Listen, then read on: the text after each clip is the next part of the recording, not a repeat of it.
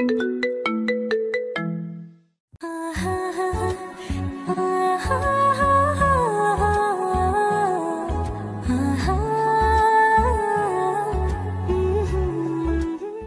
সেই পান খাওয়া গন্ধ নাকে আসছে। ধুম করে বিছানায় উঠে বসলাম। তৌহিদকে বললাম, মা বাবা কই? পুলিশ এসে নিয়ে গেছে। ময়নাতদন্তের পরে নাকি আমাদের কাছে নিয়ে আসবে। অসম্ভব, আমার বাবা বলে গিয়েছে যেন তাদের লাশ কাটাছেঁড়া না করা হয়। কিন্তু তুই হয়তো চাইলে রাখতে পারতি, তবে তুই অজ্ঞান থাকার কারণে কিছু করতে পারিনি। আর পুলিশের কাছে আমি আর মনির ভাই যতটা জানি ততটাই বললাম। তোর কাছে আঙ্কেল কল দিয়ে যা যা বলেছে, তারপর আমরা দুজনে রওনা দিলাম। আর মনির ভাইদের দরজা ভেঙে ভিতরে প্রবেশ করার পর সবকিছু বললাম। এখন আমি আমার মা বাবার লাশ কাটাছেঁড়া থেকে রক্ষা করব কিভাবে? তুই চাইলে একবার চেষ্টা করতে পারিস। আঙ্কেল নিজে যদি আন্টিকে খুন করে নিজে আত্মঘাতী হয়, তাহলে আর কাটাছেঁড়া করে কি হবে?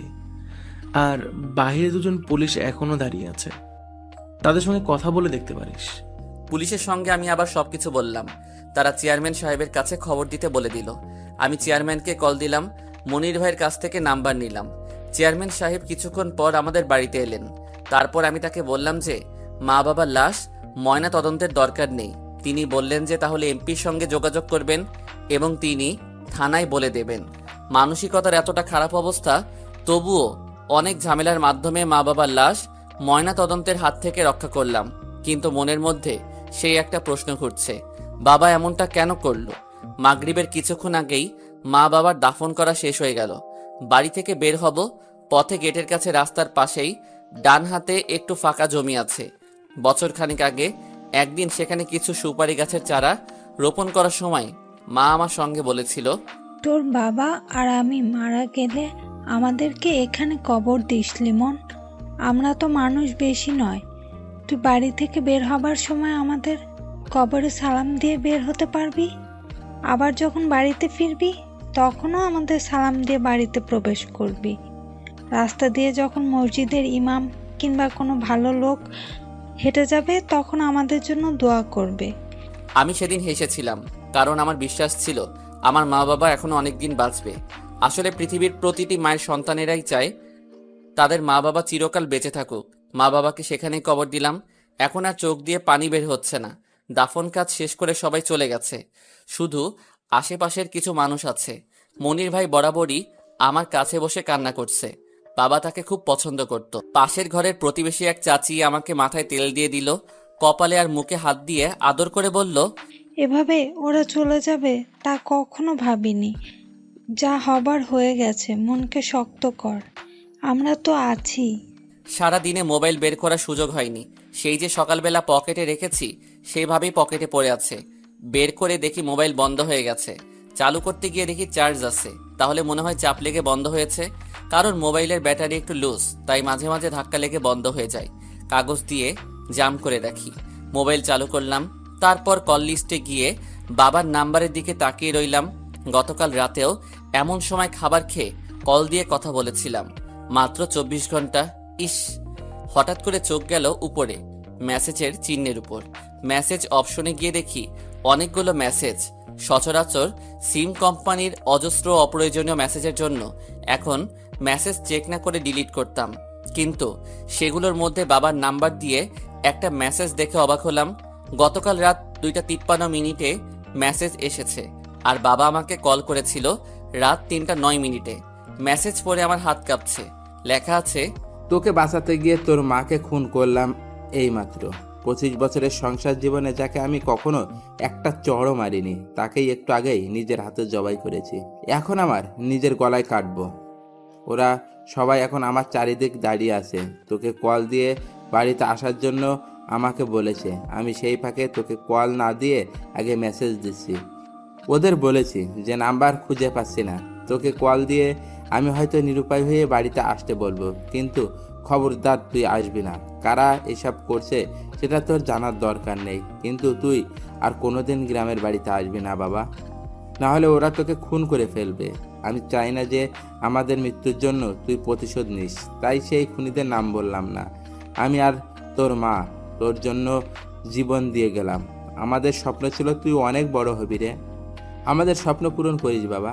আকাশে বসে যেন তোকে দেখে আমি আর তোর মা হাসতে পারি। বাবার মেসেজ দেখে শরীর কাঁপছে। আমি তো এই মেসেজ গতকাল দেখিনি। বাবা আমাকে গ্রামের বাড়িতে আসতে নিষেধ করেছে, কিন্তু আমি তো না জেনে চলে এসেছি। তাহলে কি আমাকে এখন তারা খুন করবে? কিন্তু কারা খুন করবে? শেষ রাতের দিকে আমাদের ঘরে আগুন লাগিয়ে দেয় শত্রুরা। আমার 3 জন তখন ঘুমাচ্ছিলাম।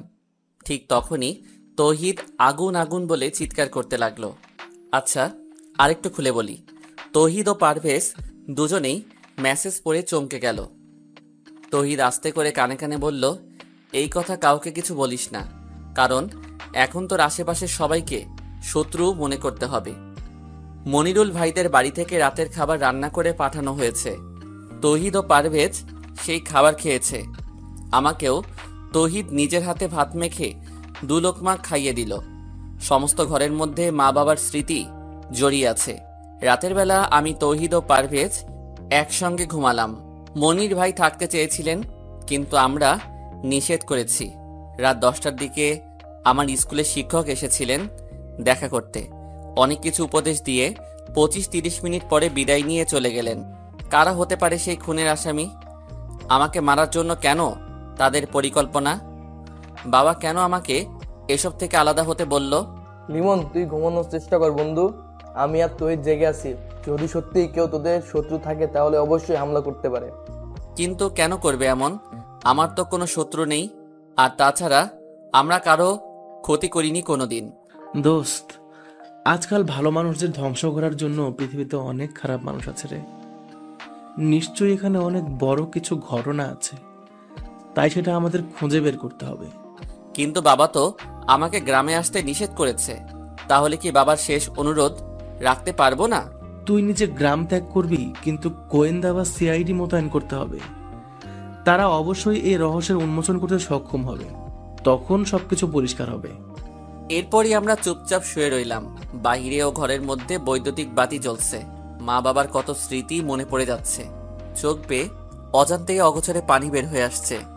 এইভাবেই কখন চোখ বন্ধ করে ছিলাম জানি না, কিন্তু হঠাৎ করে তৌহিদের মুখে আগুন আগুন চিৎকার শুনে খুব ভয় পেয়ে বিছানায় বসলাম। দোস্ত, তাড়াতাড়ি বের হতে হবে, নাইলে সবাই আগুনে পুড়ে মারা যাবে। কিন্তু আমরা যখন দরজা খুলে বের হতে যাব, তখন দেখি দরজা বাহির থেকে বন্ধ করা। 3টা দরজা দিয়ে বাহির হওয়া যায়, কিন্তু সবগুলোই বাহির থেকে বন্ধ করে রাখা হয়েছে। গতকাল যেই পিছনের দরজা ভেঙে মনির ভাই প্রবেশ করেছিল, সেটা আজকে একদম ভালো করে পেরেক ঠুকে বন্ধ করে দিয়েছি। কিছু বাকি 2টি দরজা কারা বন্ধ করলো? আমাকে যারা খুন করতে চায় তারা কি এসব করছে? পশ্চিমে একটা নড়বড়ে জানালা ছিল, সেটাই এক ধাক্কা দিয়ে ভেঙে দিল পারভেজ। তারপর আমি, পারভেজ ও তৌহিদ বেরিয়ে গেলাম।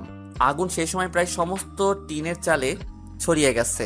ইটের দেয়াল হলেও কাঠ আর টিনের চালের ছাউনি দিয়ে ঘেরা ঘরটা চোখের সামনে পড়ছে। তৌহিদ ও পারভেজ দুজনেই সামনের দরজা বাহির থেকে খুলে পারভেজের বাইক বের করলো। আরো কিছু জিনিসপত্র বের করতে চেয়েছিল, কিন্তু পরিস্থিতি খুবই অস্বাভাবিক। আবারও সেই চিৎকার চেঁচামেচি শুনে গভীর রাতে অনেকেই ছুটে এসেছে। পানি ঢেলে আগুন নিভে যাবে, তাই পানি নিয়ে ব্যস্ত অনেকেই। আমি শুধু ঘরের সামনের আম গাছের গোড়ায় ঘাপটি মেরে বসে রইলাম। সকালবেলা পুলিশ এসেছে, আবার চেয়ারম্যান সাহেব নিজেও উপস্থিত হয়েছেন, কিন্তু মা বাবার স্মৃতি বিজড়িত ঘরটা দাঁড়িয়ে আছে পোড়া এক বিভৎস রূপ ধরে। আপনারা তখন কোথায় ছিলেন? আগুনের ঘটনা প্রথম কে দেখে? জি স্যার, আমি প্রথমে দেখতে পেয়েছি। আমার কান খুব পাতলা, ঘুমের মধ্যে পাগা নড়া শব্দটাও কানে আসে। আমি যখন শুনি যে টিন পড়ছে আর স্ক্রু একটা একটা করে পটপট করে ছুটছে, তখন চিৎকার করেছি। আপনারা বাইরে বের হওয়ার পর কেউ কি তখন এখানে ছিল বা আক্রমণ করতে চেয়েছিল? না স্যার, তেমন কিছু নয়। আমরা তো এখানে সম্পূর্ণ ফাঁকা দেখেছি। আচ্ছা লিমন সাহেব, আপনার মা বাবার সঙ্গে কারো শত্রুতা ছিল? যেহেতু এখন একটা আক্রমণ হয়েছে, তাও আমরা কিছু শত্রুদের সন্দেহ করি। তেমন কোনো শত্রু নেই যারা খুন করবে। আমরা সবসময় ঝামেলা এড়িয়ে চলতাম। জমি জমা নিয়ে কারো সঙ্গে কোনো বিবাদ ছিল নিজেদের মধ্যে বংশগত ব্যাপারে? দলিল চাচার সঙ্গে পূর্বপাড়ায় একটা রাস্তার পাশের জমি নিয়ে মামলা চলে। তবে বাবা সপ্তাহখানিক আগে বলছিল যে জলিল চাচা নাকি আমাদের জমি ফিরিয়ে দিতে রাজি হয়েছে। এমন তো হতে পারে, সেই জলিল পরিকল্পনা করে ইচ্ছে করেই জমি ছেড়েছে, কারণ মনে মনে একদম খুন করার ষড়যন্ত্র ছিল। আমি সেটা জানি না। আপনার কি ধারণা, আপনার মা বাবা দুজনে আত্মহত্যা করেছে নাকি খুন করা হয়েছে? হ্যাঁ স্যার, লিমনের বাবা আমাকে কল করার আগে একটা মেসেজ দিয়েছিল, কিন্তু সেই মেসেজ চেক করা হয় নাই বলে জানতাম না। তাকে কেউ খুব ভয় দেখিয়ে আত্মহত্যা করতে বাধ্য করেছে। ও মাই গড, বলেন কি? দারোগা সাহেব মেসেজটি জোরে জোরে পড়লেন। চেয়ারম্যান সাহেব গভীর চিন্তার মধ্যে হারিয়ে গেল, সেটা বোঝা যাচ্ছে। জলিল মিয়াকে ভালো করে জিজ্ঞেস করতে হবে বলে দারোগা সাহেব বাজারে চলে গেলেন।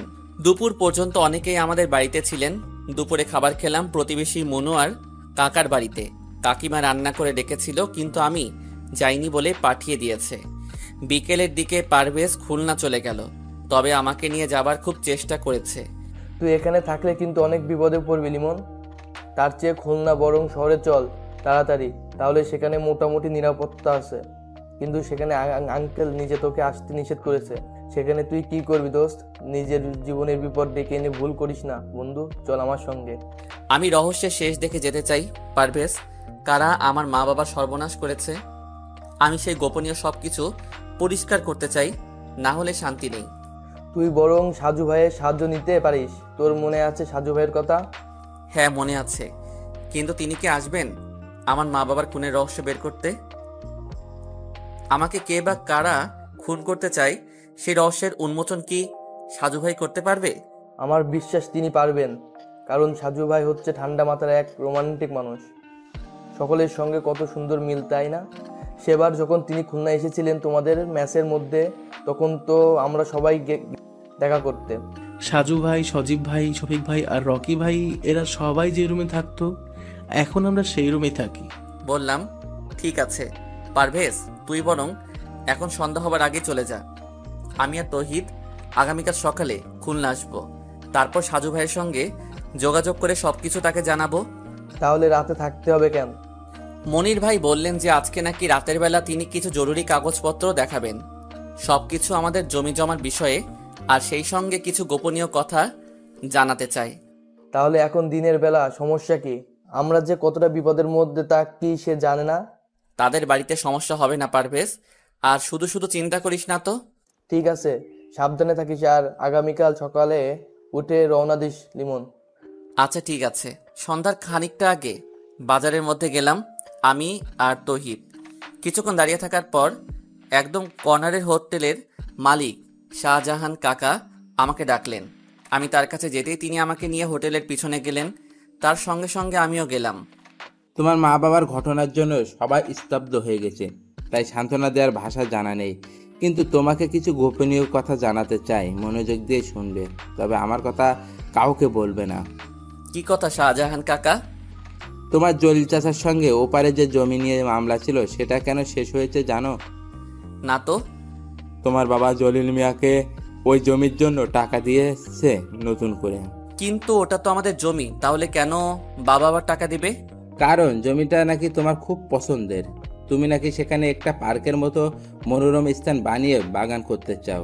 হ্যাঁ, কিন্তু তোমার বাবা আমাকে বলেছিলেন যে তোমার নাকি খুব ইচ্ছে ওখানে বাগান করবে, তাই তিনি অনেক চেষ্টা করেও জমিটা রক্ষা করতে চেয়েছে, কিন্তু নিজেই। জমির বিনিময়ে যদি জলিল চাচা টাকা নিয়ে থাকে, তাহলে আবার ঝামেলা কিসের? সেখানেই ঝামেলা লিমন। আমি তো হোটেলের মানুষ, তাই অনেক কিছু জানি। কারণ বাংলাদেশের মধ্যে হোটেল বা চায়ের দোকানে সবচেয়ে বেশি আলোচনা হয়, দলীয় বা বিরোধী দলীয় সকল পক্ষের কথা জানা যায়। সকালে এক গ্রুপ আর বিকেলে অন্য গ্রুপ। আপনি কি তেমন কিছু জানেন? না বাবা, তবে আমারও পরিবার আছে, তাই বেশি কিছু বলে বিপদে পড়তে চাই না। যতটুকু বললাম ততটুকু দিয়ে খুঁড়তে আরম্ভ করো। কিছু খুঁড়তে আরম্ভ করো, সাপ এমনিতেই বের হবে। এতটুকু লিখে একটু দম নিল লিমন, তারপর আবারও লিখতে আরম্ভ করলো। বাজার থেকে আমি, তৌহিদ আর মনিরুল ভাই ফিরে আসলাম। জলিল চাচার কথা কাউকে কিছু বলিনি এখনো। সাজু ভাই, আমি শুধু আপনার কাছে এগুলো জানিয়ে দিচ্ছি। বাড়িতে ফিরে এসে বারবার মনে হচ্ছে যে বিকেলে পারভেজের সঙ্গে চলে গেলে ভালো হতো, কারণ রাত যতই গভীর হচ্ছে ততই ভয় লাগছে। সবাই খাবার খেয়ে এখন ঘুমিয়ে আছে। রাত 11টা পেরিয়ে গেছে, আর গ্রামের বাড়িতে রাত 11টা মানে হচ্ছে অনেক রাত্রি। আমার কেন যেন মনে হচ্ছে আজকে রাতের মধ্যে আমারও কিছু একটা হয়ে যাবে, তেমন কোনো কারণ নেই, তবে বারবার সেটাই মনে হচ্ছে। হয়তো মনের ভয়, কিন্তু মনে হচ্ছে সেটা সত্যি। তাছাড়া ক্ষুদ্র একটা কারণ আছে। একটু আগে হঠাৎ করে জানালার পর্দার আড়ালে কাউকে দাঁড়িয়ে থাকতে দেখেছি। আমি আস্তে আস্তে জানালার কাছে গেলাম, আর তখন কারো পায়ের শব্দ দ্রুত সরে যেতে শুনতে পেলাম। তৌহিদকে সেই কথা বললাম, কিন্তু সে তেমন গুরুত্ব না দিয়ে ঘুমিয়ে আছে। গতকাল আর পরশু রাতে বেচারা ভালো ঘুমাতে পারে নাই, তাই এখন মনে হয় তাকে ঘুমে গ্রাস করেছে। আমি অবশ্য চাইলে ঘুমাতে পারি না। তাছাড়া জানালার ঘটনাটা খুব ভাবাচ্ছে আমাকে, তাই যতক্ষণ সম্ভব জাগ্রত হয়ে থাকতে চাই। পরশু রাত ৩টায় বাবার সেই কল করার পর থেকে যা যা ঘটেছে সব কিছু সাজিয়ে লিখে দিলাম সাজু ভাই। সত্যি বলছি, আমার খুব ভয় করছে। যদি রাতের মধ্যে বা যে কোনো সময় আমি খুন হয়ে যাই, তাহলে সেই খুন আর মা বাবার খুনের রহস্য বের করার দায়িত্ব আপনার। আপনার এক ছোট ভাই হয়ে সেই দায়িত্ব আপনাকে দিলাম। আশা করি আপনি আসবেন। আমার বন্ধু পারভেজ, তৌহিদ ও আমার নিজের নাম্বার দিয়ে রাখলাম। যদি তৌহিদও আমার নাম্বারে না পান, তাহলে পারভেজের নাম্বারে কল দেবার অনুরোধ রইল। ইতি মোহাম্মদ লিমন, পিরোজপুর। গতকাল রাতে সাজু ভাইয়ের শরীর অসুস্থ ছিল, তাই তাড়াতাড়ি ঘুমিয়ে গেছিল, আর সকালবেলা অনেক দেরি করে ঘুম থেকে উঠেছে। তারপর ফ্রেশ হয়ে মোবাইলের মেসেঞ্জারে আসতে প্রায় দুপুর 12টা। অনেক পাঠক পাঠিকার মেসেজ এসে জমা হয়েছে। কেউ কেউ এখনো অ্যাক্টিভ, আবার অনেকে আনঅ্যাক্টিভ। সবগুলোর একটু সংক্ষিপ্ত রিপ্লাই করতে করতে হঠাৎ করে গতকাল রাত 12টার মেসেজ চোখে পড়ল। এমডি লিমন আইডি দিয়ে এত বড় একটা মেসেজ এসেছে, সম্পূর্ণ ঘটনা এখানে বর্ণনা করা। সে রাত 3টায় কল দিয়ে কথা বলা, শুরু থেকে গতকাল রাত পর্যন্ত ঘটে যাওয়া ঘটনার বর্ণনা। খুব মনোযোগ সহকারে সম্পূর্ণ ঘটনা পড়ল সাজু ভাই। তারপর বেশ কিছু সময় চোখ বন্ধ করে কিছু ভাবতে লাগলো। তৌহিদ ও লিমন দুজনের নাম্বার সত্যি সত্যি বন্ধ দেখাচ্ছে, তাই পারভেজের নাম্বারে কল দিল সাজু ভাই। বেলা তখন দুপুর 12টা 34। আসসালামু আলাইকুম, কে বলছেন? ওয়ালাইকুম আসসালাম, সাজু ভাই বলছি। তুমি কি লিমনের বন্ধু পারভেজ? জি ভাই, কেমন আছেন ভাইজান? আপনার কথা গতকাল রাতেও লিমনের সঙ্গে আলোচনা করেছি, কিন্তু আপনি নিজেই আজকে আমাকে কল দিলেন। ভাইজান, আমার বন্ধু খুব বিপদ, একটু সাহায্য করবেন? তোমার বন্ধু লিমন গতকাল রাতে আমাকে সম্পূর্ণ ঘটনা টেক্সট করেছে, কিন্তু আমি একটু অসুস্থ, তাই রাতে রিপ্লাই করতে পারিনি, আর সকালেও অনলাইনে ছিলাম না। তোমার বন্ধু লিমন কেমন আছে? ভাই, একটুও ভালো না। কেন? আজকে সকালে তো তৌহিদ আর লিমন শহরে যাবার কথা, যায়নি? না ভাই, গতকাল রাতে ওদের দুজনকে কারা যেন গায়েব করে দিছে। সরাসরি খুন করেনি, কিন্তু ধরে নিয়ে গেছে। দরজা ভিতর থেকে বন্ধ করা আছে, কিন্তু সেই বাড়িটা মাটি দিয়ে উঁচু করে তার উপর কাঠ দিয়ে নির্মাণ করা, তাই কাঠের নিচ থেকে মাটি খুঁড়ে রুমে ঢুকেছে। মাটি খোঁড়ার চিহ্ন এখনো পড়ে আছে, কিন্তু ওদের কোথাও খুঁজে পাওয়া যাচ্ছে না। তাহলে কি সেই মনিরুল লোকটার মধ্যে কোনো গন্ডগোল আছে? না সাজু ভাই, কারণ সকালবেলা পুকুরের মধ্যে পানিতে ভাসমান অবস্থায় মনিরুল ভাইয়ের লাশ পাওয়া গেছে। মনিরুল ভাইকে খুন করে ওদেরকে কিডন্যাপ করেছে। এলাকা ভয়ঙ্কর হয়ে গেছে। কি? লিমনের মা বাবা দুইজনের কবরের মাঝখানে একটা কাগজ পাওয়া গেছে। সেই কাগজে লেখা আছে, সরি আব্বাজান। কেউ ভাবছে লিমন আর তৌহিদ খুন করে এখান থেকে পালিয়ে গেছে, আবার কেউ বলছে তাহলে ওভাবে দরজা না খুলে মাটি খুঁড়ে বের হব, তো উপযুক্ত কারণ পাচ্ছি না। কিন্তু সকল মানুষের কথা কানে না নিয়ে সরাসরি গিয়ে সাজু দেখতে যাচ্ছে।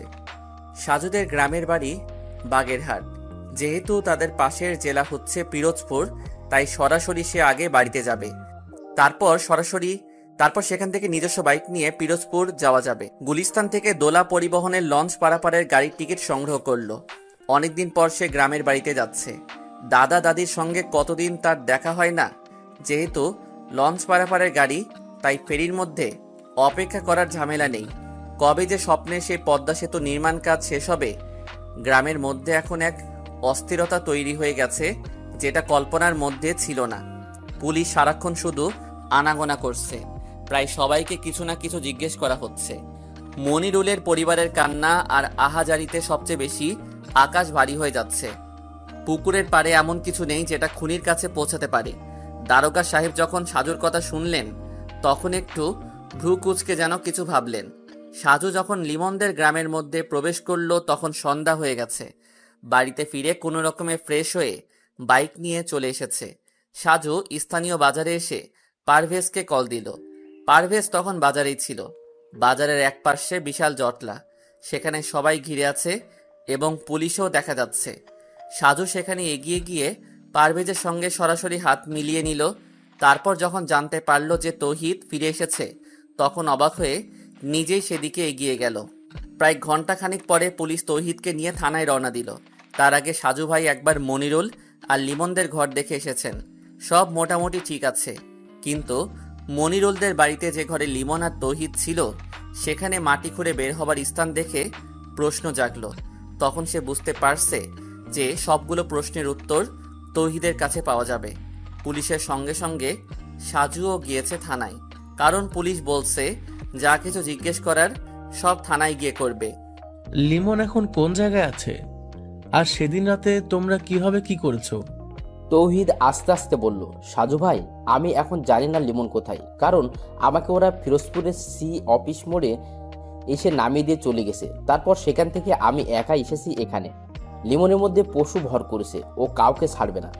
মনিরকে কে খুন করেছে? লিমন। তুমি তখন কোথায় ছিলে? আমাকে আরো দুটো লোক ধরে রেখেছিল। মানে কি? সেখানে আবার আরো দুটো লোক কিভাবে এসেছে? আমি জানি না। তুমি আর লিমন যে ঘরে ছিলে, সেই ঘরের মধ্যে মাটির শীত কেটেছে কে? আমি সেখানে গিয়ে স্পষ্ট বুঝতে পারছি যে ভেতর থেকে মাটি খুঁড়ে বের হয়েছে তোমরা। হ্যাঁ সাজু ভাই, লিমন নিজে মাটি খুঁড়ে বের হবার অবস্থা করেছে। আমার এমনিতেই কান পাতলা, তাই যখন ধূপধাপ শব্দ হলো তখন তাকিয়ে দেখি লিমন মাটি কাটছে। কিভাবে দেখলে? হ্যাঁ ঠিক তাই। আমি বিছানা থেকে নেমে তখন বললাম, কিরে লিমন, কি হয়েছে? লিমন তখন আমাকে চুপ করতে বলল, তারপর জানলা দিয়ে বাইরে তাকাতে বলছে। আমি তাকিয়ে দেখি যে সম্মুখে পুকুর পাড়ে কারা যেন দাঁড়িয়ে আছে। তাদের একজন হাতে সিগারেট ছিল, আর সেই সিগারেটের আগুন ওঠানামা করছে, তবে সামান্য আস্তে আস্তে কথাও কানে বাজছিল। তারপর? আমরা সেখান থেকে গর্ত নিয়ে আস্তে আস্তে করে বের হলাম। দরজা খুলে বের হলে না কেন? কারণ দরজা বাইরে থেকে বন্ধ ছিল। তাহলে কি মনির? হ্যাঁ, লিমন সেজন্যই বাইরে গেছে এবং আমি তার সঙ্গে ছিলাম। কিন্তু সবচেয়ে বেশি অবাক হলাম কারণ দুটো লোক লিমনের পরিচিত। তারা তখন মনিরকে হাত পা আর মুখ বেঁধে দাঁড়িয়ে আছে। লিমন সেখান গিয়ে ওদের একজনের হাত থেকে একটা বড় ছুরি নিয়ে মনিরুল ভাইয়ের গলা কেটে দিল। কি বলছো তুমি? এতটা সহজ? আর লিমনের সঙ্গে তাদের কিসের সম্পর্ক? আমি জানি না। আমি এতটা হতভম্ব হয়ে গেছি যে সেখানে অজ্ঞান হয়ে মাথা ঘুরে পড়লাম। আর তারপর যখন হুঁশ হয়েছে তখন আমি একটা টিন দিয়ে ছাউনি করা ঘরের মধ্যে বন্দি। লিমন সেখানে ছিল না? না, তবে আরেকটা লোক এসেছিল কিছুক্ষণ পরে, আর তিনি বলেছেন যে আমাকে নাকি তারা পাঠিয়ে দেবে, তবে শহরের মধ্যে ছেড়ে দেবে, কারণ গ্রামের মধ্যে নিয়ে গেলে প্রচুর ঝামেলা হতে পারে। লিমনের কথা জিজ্ঞেস করনি? হ্যাঁ, তারা বলল আমি লিমনের বন্ধু, তাই তারা আমাকে বাঁচাতে দিচ্ছে, না হলে আমাকেও শেষ করে দিত।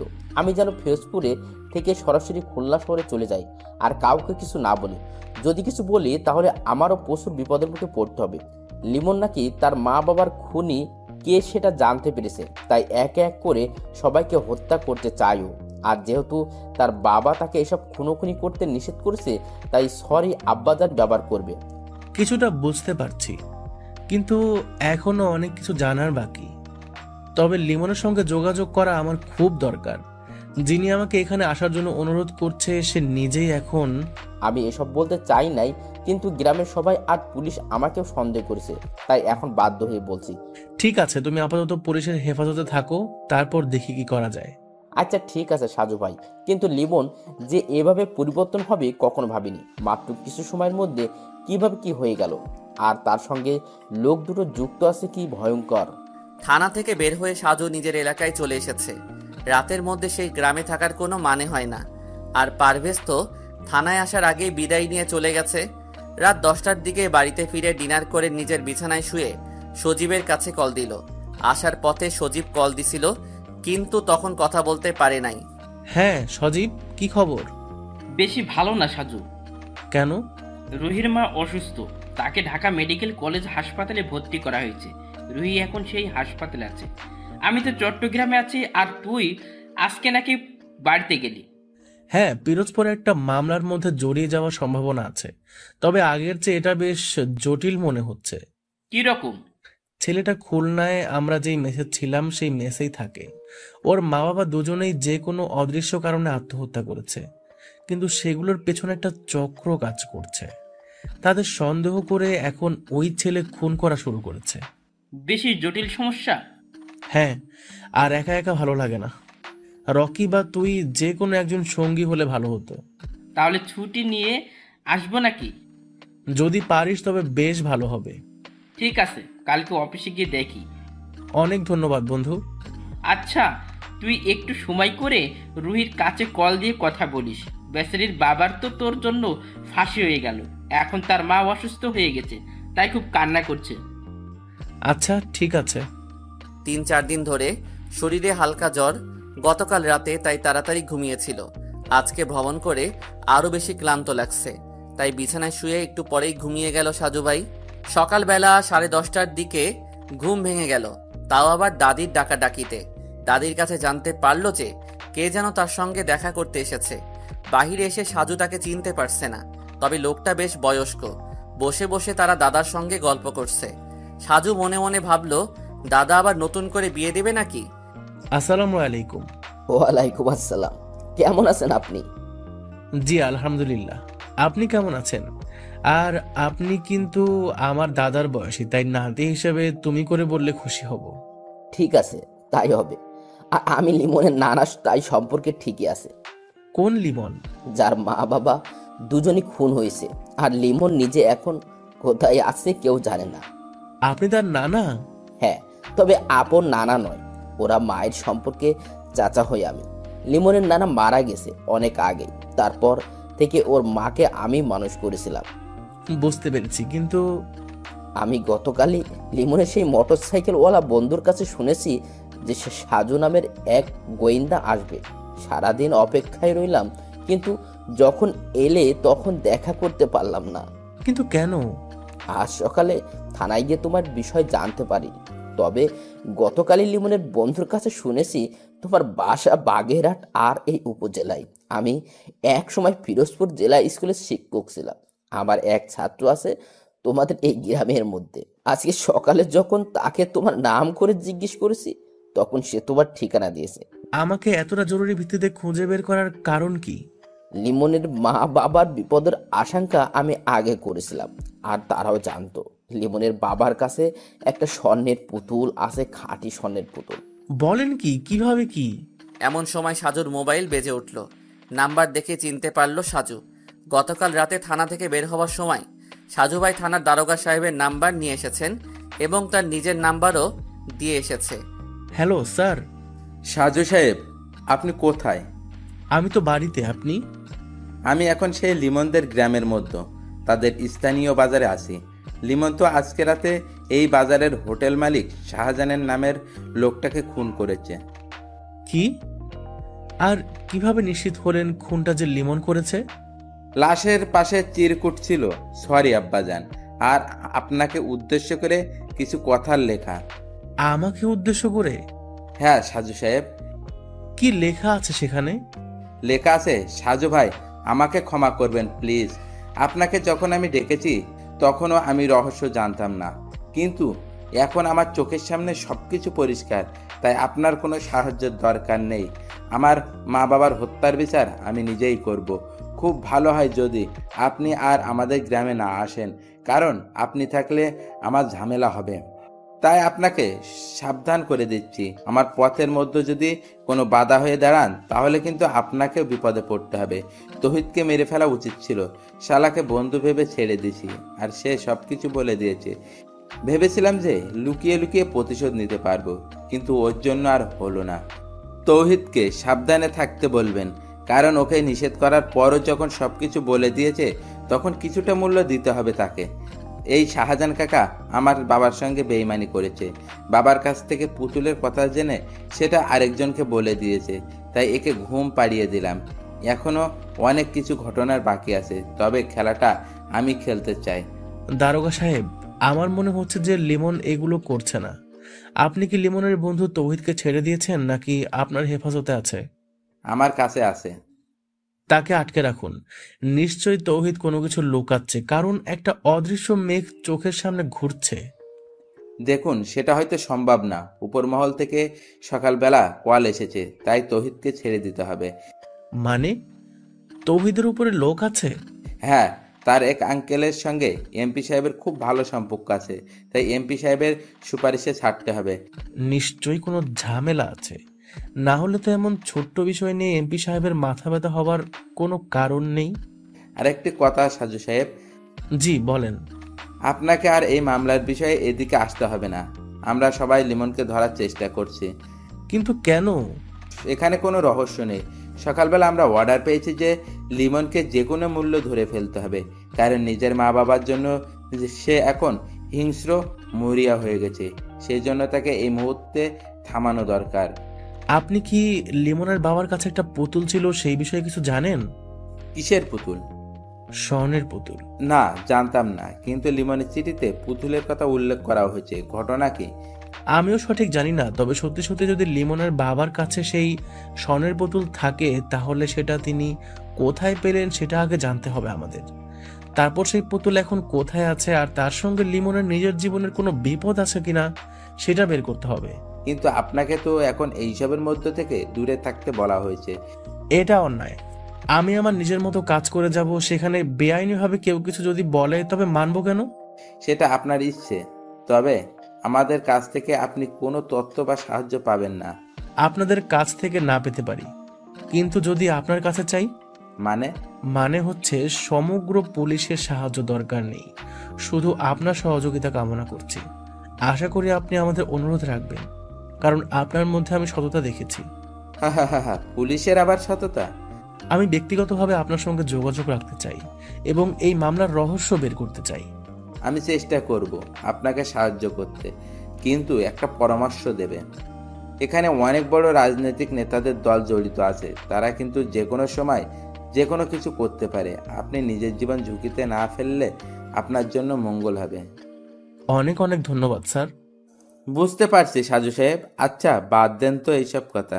আপনার যখন যা দরকার সব কিছু আমাকে বলবেন, আমি আপনাকে সাহায্য করতে আপ্রাণ চেষ্টা করব। মোবাইলে কথা বলা শেষ করে সাজু ভাই আবার বুড়ো লোকটার দিকে তাকিয়ে বলল, লিমন তো আরেকটা খুন করেছে, বাজারের সেই শাহজাহান নামের লোকটাকে। বলো কি? আমি বুঝতে পারছি না। আপনি কি আমাকে সেই পুতুলের রহস্যের কি কি কারণ আছে সেটা বলবেন? সেটা বলার জন্য আমি এসেছি। একটু তাড়াতাড়ি বলবেন প্লিজ। আমি খুব অসুস্থ, আমার বসতে কষ্ট হচ্ছে।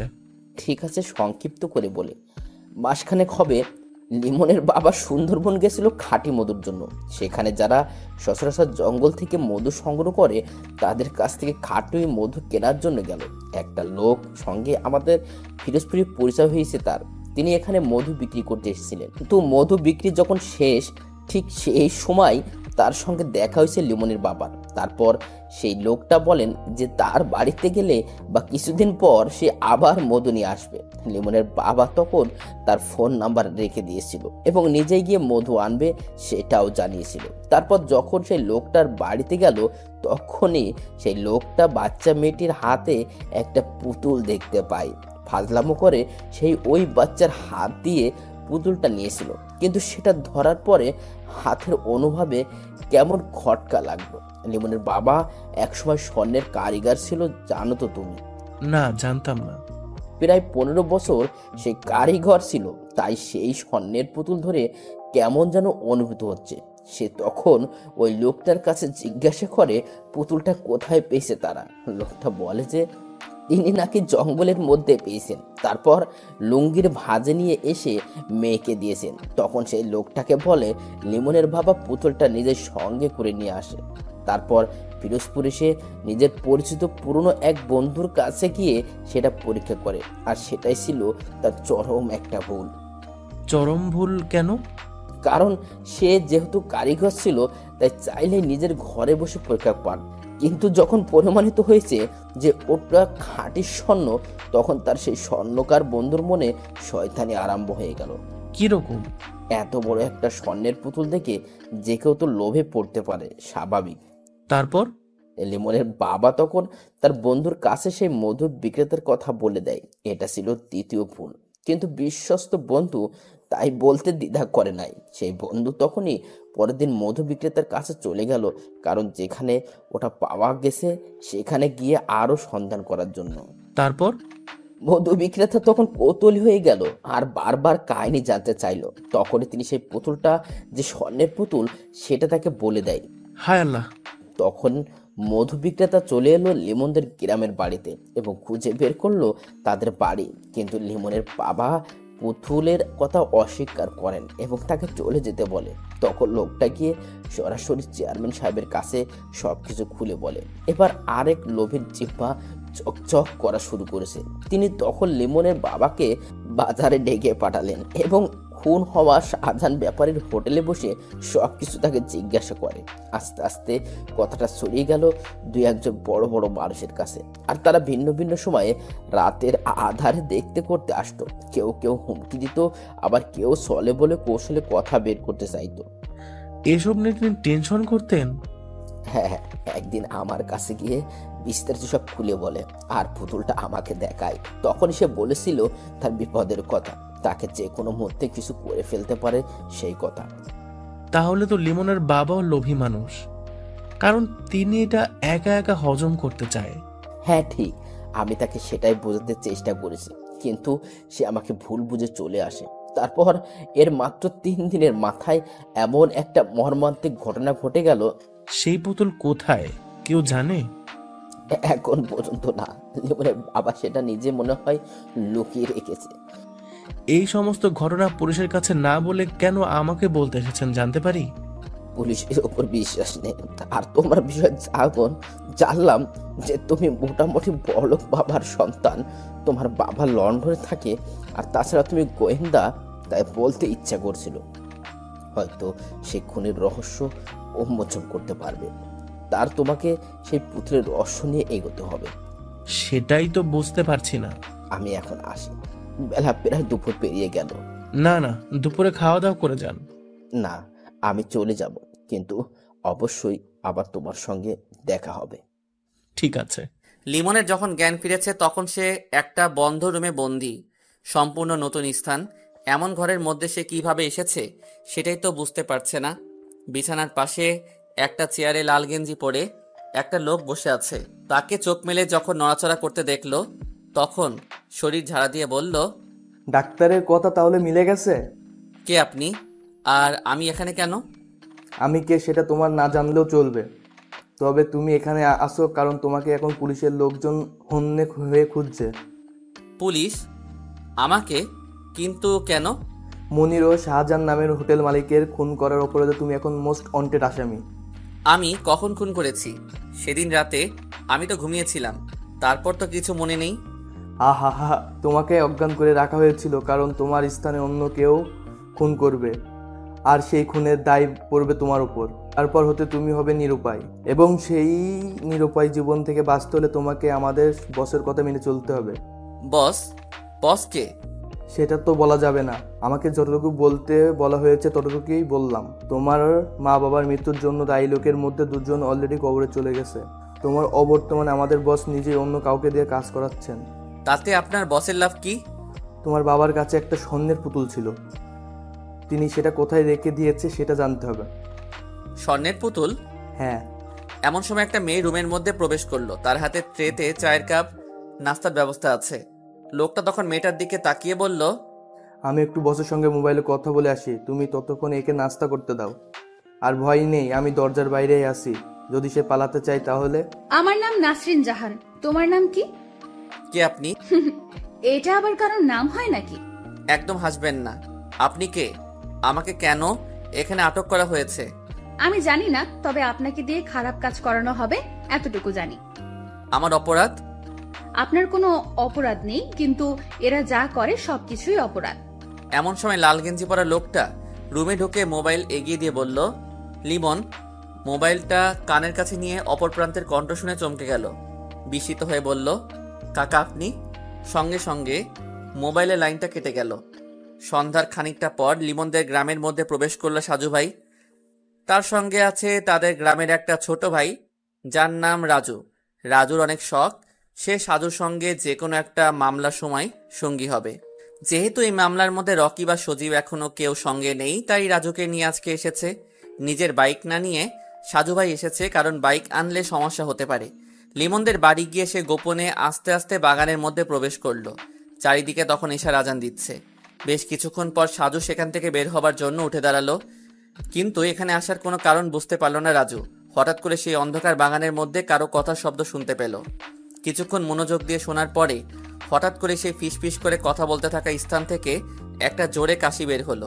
বাগানের মধ্যে চেয়ারম্যান সাহেবের কাশির শব্দ পেয়ে থমকে গেল সাজু ভাই। যদিও সে এখানে একটা আশঙ্কা নিয়ে এসেছে, কিন্তু চেয়ারম্যান যে নিজে উপস্থিত হবে সেটা বুঝতে পারে নাই। তবে নিজেকে কিছুটা ভাবনার মধ্যে নিয়ে গেল, কারণ সে চেয়ারম্যান সাহেবের সঙ্গে মাত্র একবারই দেখা করেছে। আর তখনই এই চেয়ারম্যানের কাশির শব্দ মগজে গেঁথে গেছে, কারণ সেদিন এই কাশিটা খুব বিরক্ত লাগছিল। একটু পরে চেয়ারম্যান সাহেব বাগান থেকে বের হয়ে গেল। সাজু ভাই ও রাজু দুজনেই আস্তে আস্তে বের হলো। এই মুহূর্তে মুখোমুখি হওয়া যাবে না। মনের সকল প্রশ্ন চেপে রেখে অনুসন্ধান করতে হবে গভীরভাবে। নিজেদের এলাকায় ফেরার পথে রাজু জিজ্ঞেস করলো, আমার এখানে কেন এসেছিলাম সাজু ভাই, আর ওই লোকটা এখানে কেন? যেহেতু একটা পুতুল নিয়ে সবকিছুর গন্ডগোল, তাই সেটা অবশ্যই কেউ না কেউ অনুসন্ধান করবে। তাছাড়া যিনি এখানে এসেছেন তিনি এলাকার চেয়ারম্যান। তবে আমার অনুমান মিথ্যাও হতে পারে। তাহলে কি চেয়ারম্যান জড়িত? জড়িত হতে পারে, কিন্তু মূল নয়, কারণ এমন করে পরিকল্পনা করার সাহস তিনি একা নিতে পারবে না। লিমনের সঙ্গে কি কোনোভাবে যোগাযোগ করার চেষ্টা করছেন ভাই? না, কিভাবে করব? আমি তো জানি না। আচ্ছা, ভেবে দেখি। রাতে ডিনার করে সাজু কিছুক্ষণ বিছানায় বসে বসে ভাবতে লাগলো। সবকিছু যেন জট পাকিয়ে আছে। চেইন সেলাইয়ের মতো একবার খুলতে পারলে এক টানে সবটা খুলে যাবে, কিন্তু যদি গিট্টু লেগে যায় তাহলে মেলা মেলা সময় লাগবে। 1. তহিদ কেন মিথ্যা বলেছে? 2. লিমনের বাবার সেই পুতুল এখন কোথায়? 3. মনিরুল লোকটাকে খুন করলো কেন? রাত প্রায় গভীর। বিছানায় শুয়ে অন্ধকার রুমের মধ্যে কান্না করছে লিমন। মা বাবার কথা বড্ড মনে পড়ছে তার। সন্ধ্যাবেলা ঘুমিয়েছিল, তখনই বাবাকে স্বপ্নে দেখলো। অনেক কিছু উপদেশ দিয়ে চলে গেল। ঘুম থেকে উঠে সেই সময় ধরে চোখের পানি পড়ছে। নিজে এখন অপরাধী হয়ে সবকিছুর জন্য দায়ী, অথচ সে কিছু জানেই না। দরজা খোলার ক্যাট করে শব্দ হলো। অন্ধকারে কেউ একজন দরজা খুলে প্রবেশ করলো। যিনি প্রবেশ করেছে তিনি হয়তো লুকিয়ে এসেছে, কারণ সে বাতি অন করে নাই। আস্তে করে বিছানার পাশে কিছুক্ষণ দাঁড়িয়ে রইল। তারপর একটা হাত এগিয়ে দিল লিমনের কপালে। মনে হচ্ছে সেই নাসরিন মেয়েটা এসেছে। লিমনের কপালে হাত দিয়ে কিছু বুঝতে চেষ্টা করলো, কিন্তু গালের কাছে হাত পড়তেই গাল ভেজা অনুভব করে মেয়েটা আস্তে করে বলল, আপনি কি জেগে আছেন? হ্যাঁ, জেগে আছি। কিন্তু আপনি এত রাতে এখানে কেন? কি হয়েছে? দিনের বেলা স্বাধীনভাবে আসতে পারি নাই, তাই রাতের আধারে লুকিয়ে এসেছি। আপনারা খুব খারাপ। আপনাদের সঙ্গে কথাই বলতে ইচ্ছে করে না। আচ্ছা, একটা প্রশ্ন করব। করেন। আপনি কি সেই যার মা বাবাকে পুতুলের জন্য পরিকল্পনা করে হত্যা করা হয়েছে? আমার মা বাবা মারা গেছে, এটা সত্যি, কিন্তু কি কারণে মারা গেছে জানি না। আমি সেটা জানার জন্য চেষ্টা করব, কিন্তু আমি তো বন্দি এখানে। আমিও একসময় আপনার মতো একটা খুবই সাধারণ মেয়ে ছিলাম, কিন্তু এদের চক্রের সঙ্গে জড়িয়ে গিয়ে আজ কতটা খারাপ। আপনারা আমাকে মুক্তি দেবেন কবে? জানি না, আমি শুধু এখানে রান্না করি আর সবার জন্য চা নাস্তা তৈরি করি। আপনাকেও কি কিডন্যাপ করেছে? হ্যাঁ, আমি ওদের এখানে বছর খানিক ধরে বন্দি আছি। কতটা কষ্ট হচ্ছে জানেন? কতদিন পেরিয়ে গেল, কিন্তু খোলা রাস্তায় হাঁটতে পারি না। আমারও বারবার আত্মহত্যা করতে ইচ্ছে করে, খুব খারাপ লাগছে। এটা ভুলেও মুখে আনবেন না। সময় সবকিছুই সমাধান করে দিবে, শুধু ধৈর্য ধরতে হবে আর নিজেকে সৎ রাখতে হবে। তাহলে ঠিকই একদিন নতুন সূর্যের দেখা হবে। আপনার সঙ্গে কথা বলে ভালো লেগেছে, তবে আপনাদের বসের পরিচয় জানতে চাই। সেটা আমিও জানি না। এরা সব সময় বস বস করে, কিন্তু আজও তাকে চিনতে পারিনি। নাকি মিথ্যা বলছেন? আচ্ছা, যা সত্যি তাই বললাম। আচ্ছা, আপনি মনে হয় বিরক্ত হচ্ছেন, পরে আবার কথা হবে। ভোরবেলা নামাজ পড়ে বারান্দার চেয়ারে বসে সামনে মাঠের দিকে তাকিয়ে আছে সাজু ভাই। বেশ চিন্তিত, মোবাইল হাতে নিয়ে বসে আছে। একটু আগে সজীব আর রুহি দুজনের নাম্বারে কল দিয়েছে, কিন্তু কেউ রিসিভ করে নাই। দুজনেই গতকাল রাতে তাকে কল দিয়েছে। যেহেতু রুহির মা অসুস্থ, তাই চিন্তা হচ্ছে। তাছাড়া দুজনেই যখন কল দিয়েছে তখন নিশ্চয়ই কোনো কারণ আছে, কিন্তু সকালবেলা উঠে দুজনের নাম্বারই ট্রাই করা হয়েছে, কেউই রিসিভ করে না। অসুস্থ দুর্বল শরীর নিয়ে বসে আছে। দাদি এসে চা দিয়ে গেছে। সেই চা একটা চুমুক দিয়ে সে রেখে দিয়েছে। চিনি একটু বেশি হয়েছে, তাই খেতে ইচ্ছে করে না। আবার ডাক দিয়ে নতুন এক কাপ নিয়ে আসতেও বলছে না। মোবাইলে রুহির কল এসেছে। আসসালামু আলাইকুম সাজু ভাই। ওয়ালাইকুম আসসালাম। কেমন আছো রুহি? আর তোমার মা কেমন আছেন? মোটামুটি ভালো, হাসপাতালেই আছি। গতকাল রাতে তুমি কল করেছিলে, আর সজীবও কল দিয়েছে, কিন্তু আমার শরীর অসুস্থ, তাই মোবাইল সাইলেন্ট করে ঘুমিয়ে গিয়েছিলাম। আপনি কি বেশি অসুস্থ? কাল রাতে সজীবকে আপনার কথা জিজ্ঞেস করেছিলাম, তখন সজীব বলল আপনি অসুস্থ। আর সজীব আপনাকে কল দিয়ে আমাকে কল করেছে। যখন বললে আপনি রিসিভ করেননি, তখন আমার আরো চিন্তা হতে লাগলো। এদিকে আপনি গতকাল গল্প পোস্ট করেন নাই। তুমি কি হাসপাতালে বসেও গল্প পড়ো? তাহলে পোস্ট করার সঙ্গে সঙ্গে একটু সুযোগ করে পড়া শুরু করি, কিন্তু গতকাল পোস্ট করেন নাই, তাই মেলা মেলা মন খারাপ। নতুন মামলার মধ্যে এমনিতে একটু ব্যস্ততা, আর তাছাড়া অসুস্থ আছি। বুঝলাম। সেজন্য সজীবের সঙ্গে কথা শেষ করে আপনাকে কল দিয়েছিলাম, কিন্তু রিসিভ করতে পারেননি আপনি। ভাবছি গল্প লেখা বন্ধ রাখবো। কেন? কপি করে অনেকেই নিজের নামে পোস্ট করে, তখন আসল লেখক খুঁজে বের করা যায় না। সবাই তো জানে মোহাম্মদ সাইফুল ইসলাম ওরফে সাজু ভাই হচ্ছে আসল লেখক, তাহলে সেখানে আবার সমস্যা কি? সবাই জানে না, তবে অনেকেই তো জানে। আপনি তাদের কথা বাদ দিয়ে লেখা চালিয়ে যান সাজু ভাই, আর আমার মায়ের জন্য দোয়া করবেন প্লিজ। সব সময় দোয়া রইল। আর আমি ঢাকা থাকলে অবশ্যই দুবেলা করে দেখা করতাম। সজীব বলেছে সে নাকি আসবে। ওর নাকি ছুটি নেই। হ্যাঁ ভাই, তবে বলেছে যে বৃহস্পতিবার রাতে বাসে করে আসবে, সারাদিন হাসপাতালে থেকে আবার বিকেলে চলে যাবে। বাহ বাহ, রুহি সজীবের কি অসাধারণ প্রেম। আপনি না হলে কিন্তু আমাদের পরিচয় সম্ভব ছিল না সাজু ভাই। কপালে লেখা ছিল, তাই তোমাদের পরিচয় হয়ে গেছে। সেখানে আমি কেবলমাত্র ওসিলা। তবে দোয়া করি দুজনেই বিয়ে করে সারা জীবন একসঙ্গে যেন ভালোবাসা নিয়ে থাকতে পারো। সকল বিপদের দিনগুলো যেন ধৈর্যের সঙ্গে অতিক্রম করতে পারো, সেই কামনা রইল। অনেক ধন্যবাদ সাজু ভাই। আর দিতে হবে না। সকাল 9টার দিকে দারোগা সাহেব কল দিয়ে বলল, সাজু সাহেব, একটু আগে তৌহিদকে ছেড়ে দিতে হয়েছে। সে এখন জেলের বাইরে, তাই তার দিকে লক্ষ্য রাখবেন। তারপর সাজু ভাই পারভেজের নাম্বারে কল দিয়ে তৌহিদের নাম্বার নিল।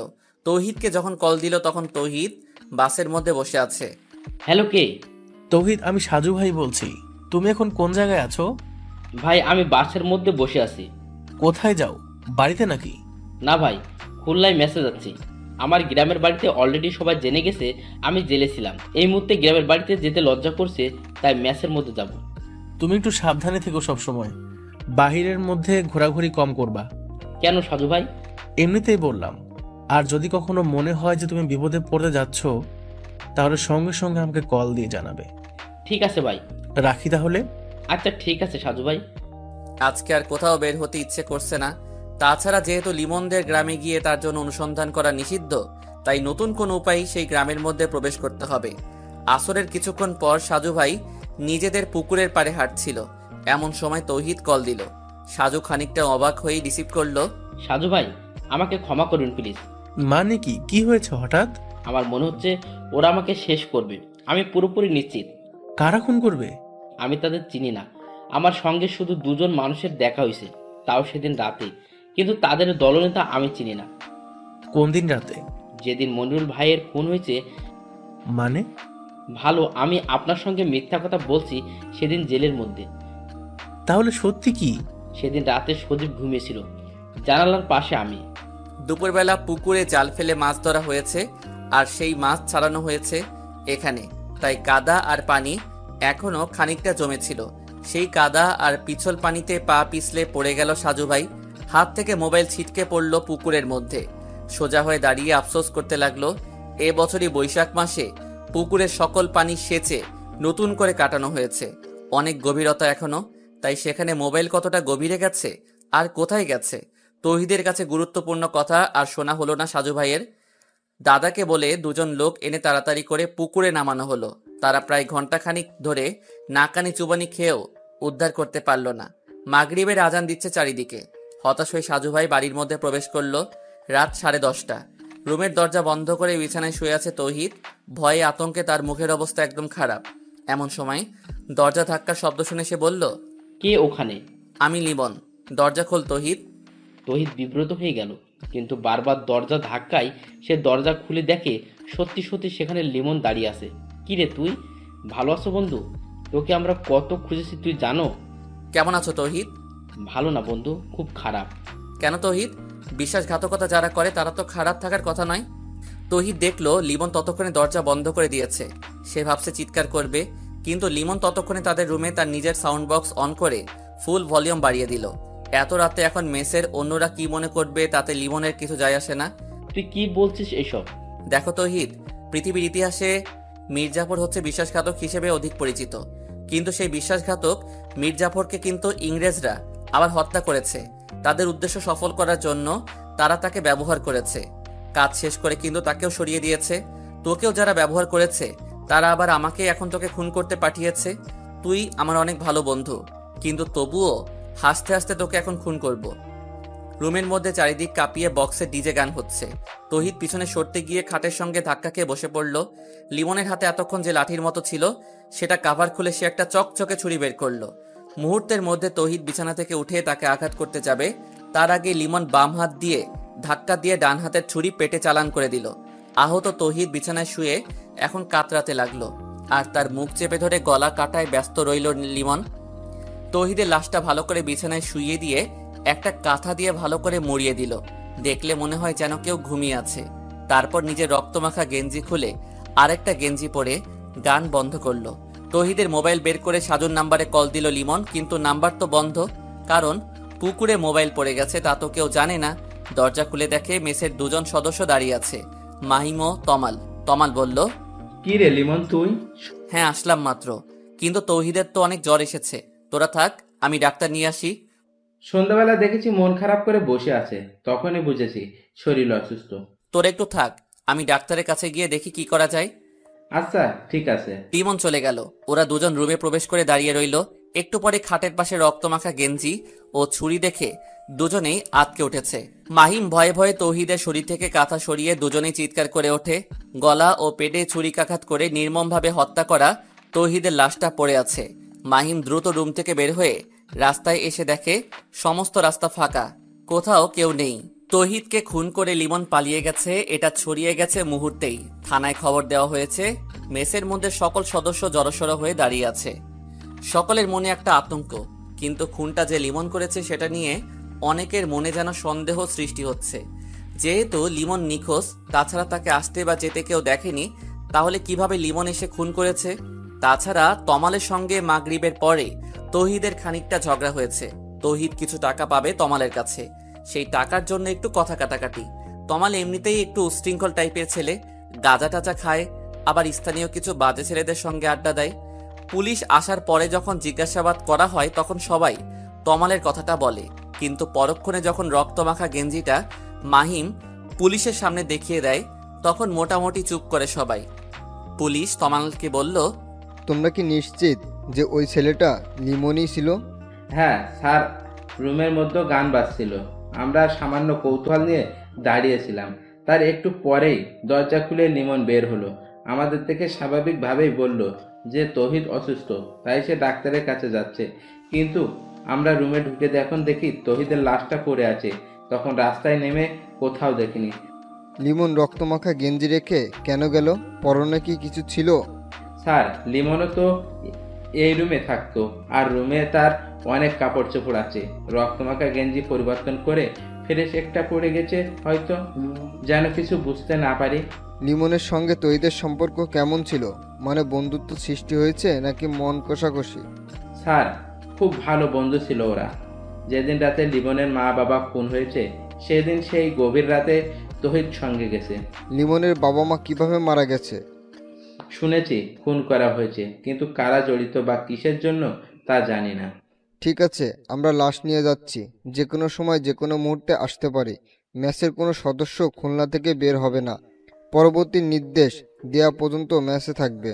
সাজু ভাই তাদের স্থানীয় বাজারে গিয়ে সিম কার্ড রিপ্লেস করে এনেছে। জরুরি প্রয়োজনে নাম্বার চালু রাখা একান্ত জরুরি। রাজু তাকে বলেছে যে সকল সিম নাকি রিপ্লেস করা যায় তাদের বাজারে তাই রিপ্লেস করে এনেছে। বাড়িতে ফিরে দাদার মোবাইলে নিজের সিম লাগিয়ে নিল। তার দাদার কাছেও অ্যান্ড্রয়েড ফোন, কারণ সাজুর সঙ্গে সবসময় ভিডিও কলে কথা হতো। সিম চালু করে সে অপেক্ষা করতে লাগলো যদি তৌহিদ আবারও কল দেয়। তবে তখন ছিল রাত 11টার মতো। ততক্ষণে তৌহিদ খুন হয়ে গেছে, কিন্তু সাজু জানে না। ডিনার করে বিছানায় শুয়ে কবিতার সঙ্গে কথা বলতে ইচ্ছে করছিল, আর তাই মুখস্থ নাম্বারটা ডায়াল করলো। কবিতা রিসিভ করে বলল, যে মানুষটা বাড়িতে গিয়ে সঙ্গে সঙ্গে কল দেবার কথা সে আজকে কল দিল, তার মানে কি মাত্র বাড়িতে গেছে? তুমিও তো খবর নিলে না। অসুস্থ শরীর নিয়ে গ্রামের বাড়িতে আসলাম, একটা কল দিয়ে তো জিজ্ঞাসা করলে না কেমন আছেন সাজু ভাই। আমি যে কারো উপর অভিমান করে আছি সেটা বোঝার ক্ষমতা কি তার আছে? অসুস্থ মানুষের উপর রাগ করতে নেই, কারণ হুট করে মরে গেলে আফসোস করতে হবে। একদম মুখ ভেঙে দেব। কেন? মানুষ মরতে পারে না? তুমি কি আমাকে বিয়ে করবে? তারপর আমরা দুজন একসঙ্গে সংসার করব, আমাদের বাচ্চা হবে, তারপর দুজনেই মারা যাব। মৃত্যু কি কখনো সংবাদ দিয়ে আসে? তবুও মানুষ কিন্তু স্বপ্ন আর আশায় বেঁচে থাকতে চায়, তাই না সাজু? আমার শরীর সত্যি সত্যি খুব খারাপ, কিন্তু এমন একটা মামলায় জড়িয়ে গেলাম যে অসমাপ্ত রেখে কোথাও যাওয়া যাবে না। বেঁচে থাকলে এমন অসংখ্য মামলার রহস্য বের হতে পারবে। তুমি কিন্তু আমার নিষেধ করা সত্ত্বেও ওই মামলায় জড়িয়ে গেছো, আর সেজন্যই কিন্তু তোমার প্রতি আমার অসংখ্য অভিমান আর মনের মধ্যে কষ্ট। কষ্ট কেন? এখনো আমার কোনো কথার গুরুত্ব তোমার কাছে নেই, তাই কষ্ট লাগে। তুমি তো ভালো করে জানো যে আমি তোমাকে কতটা সময় দেই। জানি, সেটা আমার পরম সৌভাগ্য। হতভাগা এই কবিতার জীবনে তোমার মতো মানুষের ভালোবাসা পাওয়া সত্যিই ভাগ্যের। পৃথিবী বড্ড অদ্ভুত কবিতা। যে মানুষটা অনেক সাধনা করে তার প্রিয় মানুষটাকে চায়, আল্লাহ সেই মানুষটাকে তাকে দেয় না। নিষ্ঠুর পৃথিবী যেন আজকাল আর কারো কষ্ট বোঝে না, একজনের ভালোবাসা নিয়ে যায় অন্য কেউ। তুমি আমাকে সারা জীবন একসঙ্গে রাখবে তো? শুধু তোমার হয়ে থাকতে চাই। যদি কোনোদিন বিয়ে নাও করি তবুও তোমাকে আমার মনের মধ্যে রাখবো আজীবন। আর যদি বিয়ে হয়ে যায় তাহলে তো স্বপ্ন পূরণ হবে, তাহলে তো সমস্যা নেই। এখনো আমাকে জ্যোতির মধ্যে থাকতে হবে? কথার কথা বললাম। খেয়েছো রাতে? হ্যাঁ, তুমি? না, খাবো একটু পর। সন্ধ্যার পরে ঘুমিয়েছিলাম, আর একটু আগে ঘুম থেকে উঠে এসব নামাজ পড়লাম, তাই দেরি হচ্ছে। দুজনের মধ্যেই কথা চলে অজস্র।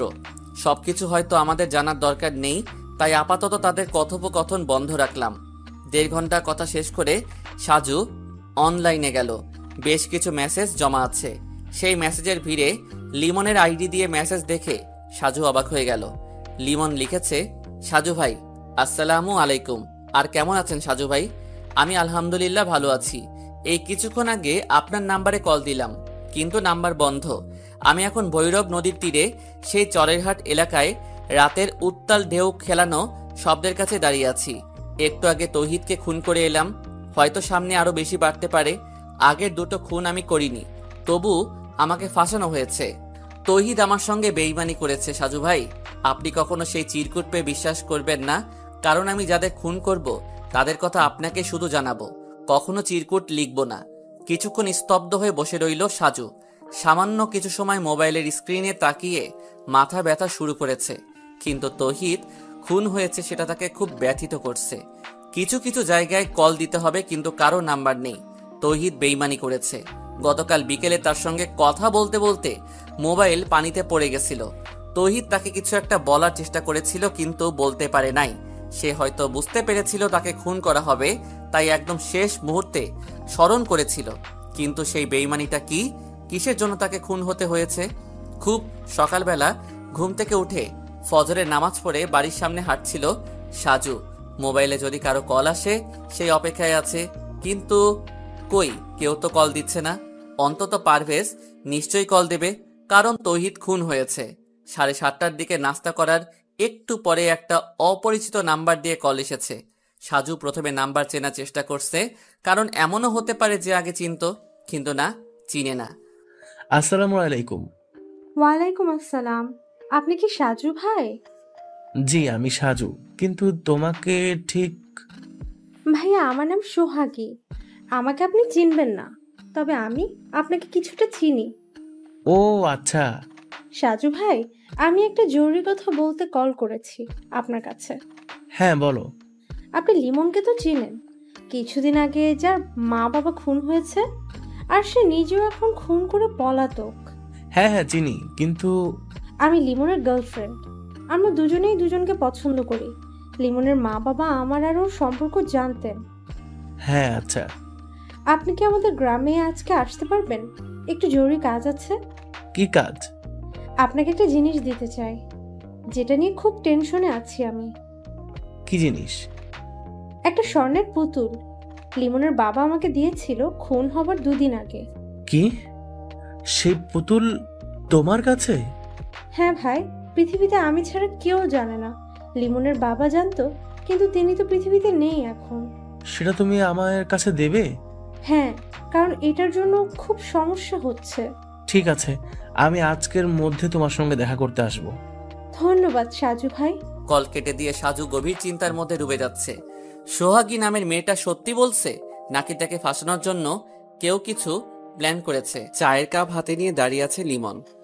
তার পিছনে দাঁড়িয়ে রাগান্বিত হয়ে নানা ধরনের প্রশ্ন করে যাচ্ছে নাসরিন। লিমন সবগুলো প্রশ্নের উত্তর না দিয়ে এড়িয়ে যাবার চেষ্টা করছে, কিন্তু নাসরিন তাকে কথা বলেই যাচ্ছে। কি হলো, চুপ করে আছো কেন? তোমাকে কিন্তু আমি ভালো ভেবেছিলাম, কিন্তু তুমিও ওদের কথা মতো খুন করতে গেলে। যথেষ্ট কারণ আছে। আমি লিমন কারণ ছাড়া কোনো কিছু করি না। কি কারণ জানতে পারি? ওর জন্যই আজকে আমি অপরাধী। সেদিন সেই রাতে তৌহিদ যদি এদের সাহায্য না করত, তবে তো এভাবে আমি ফেঁসে যেতাম না। টাকার লোভ সবারই থাকে। তোমার বন্ধু ভুল করেছে, কিন্তু তুমি মূল খনিদের না মেরে তাদের সঙ্গে হাত মিলিয়ে নিজের বন্ধুকে খুন করলে। বেশ করেছি। তুমি একটু চুপ করবে? তোমাকে কিন্তু এরা ব্যবহার করছে, একদিন তোমাকেও তারা স্বার্থে মেরে ফেলবে।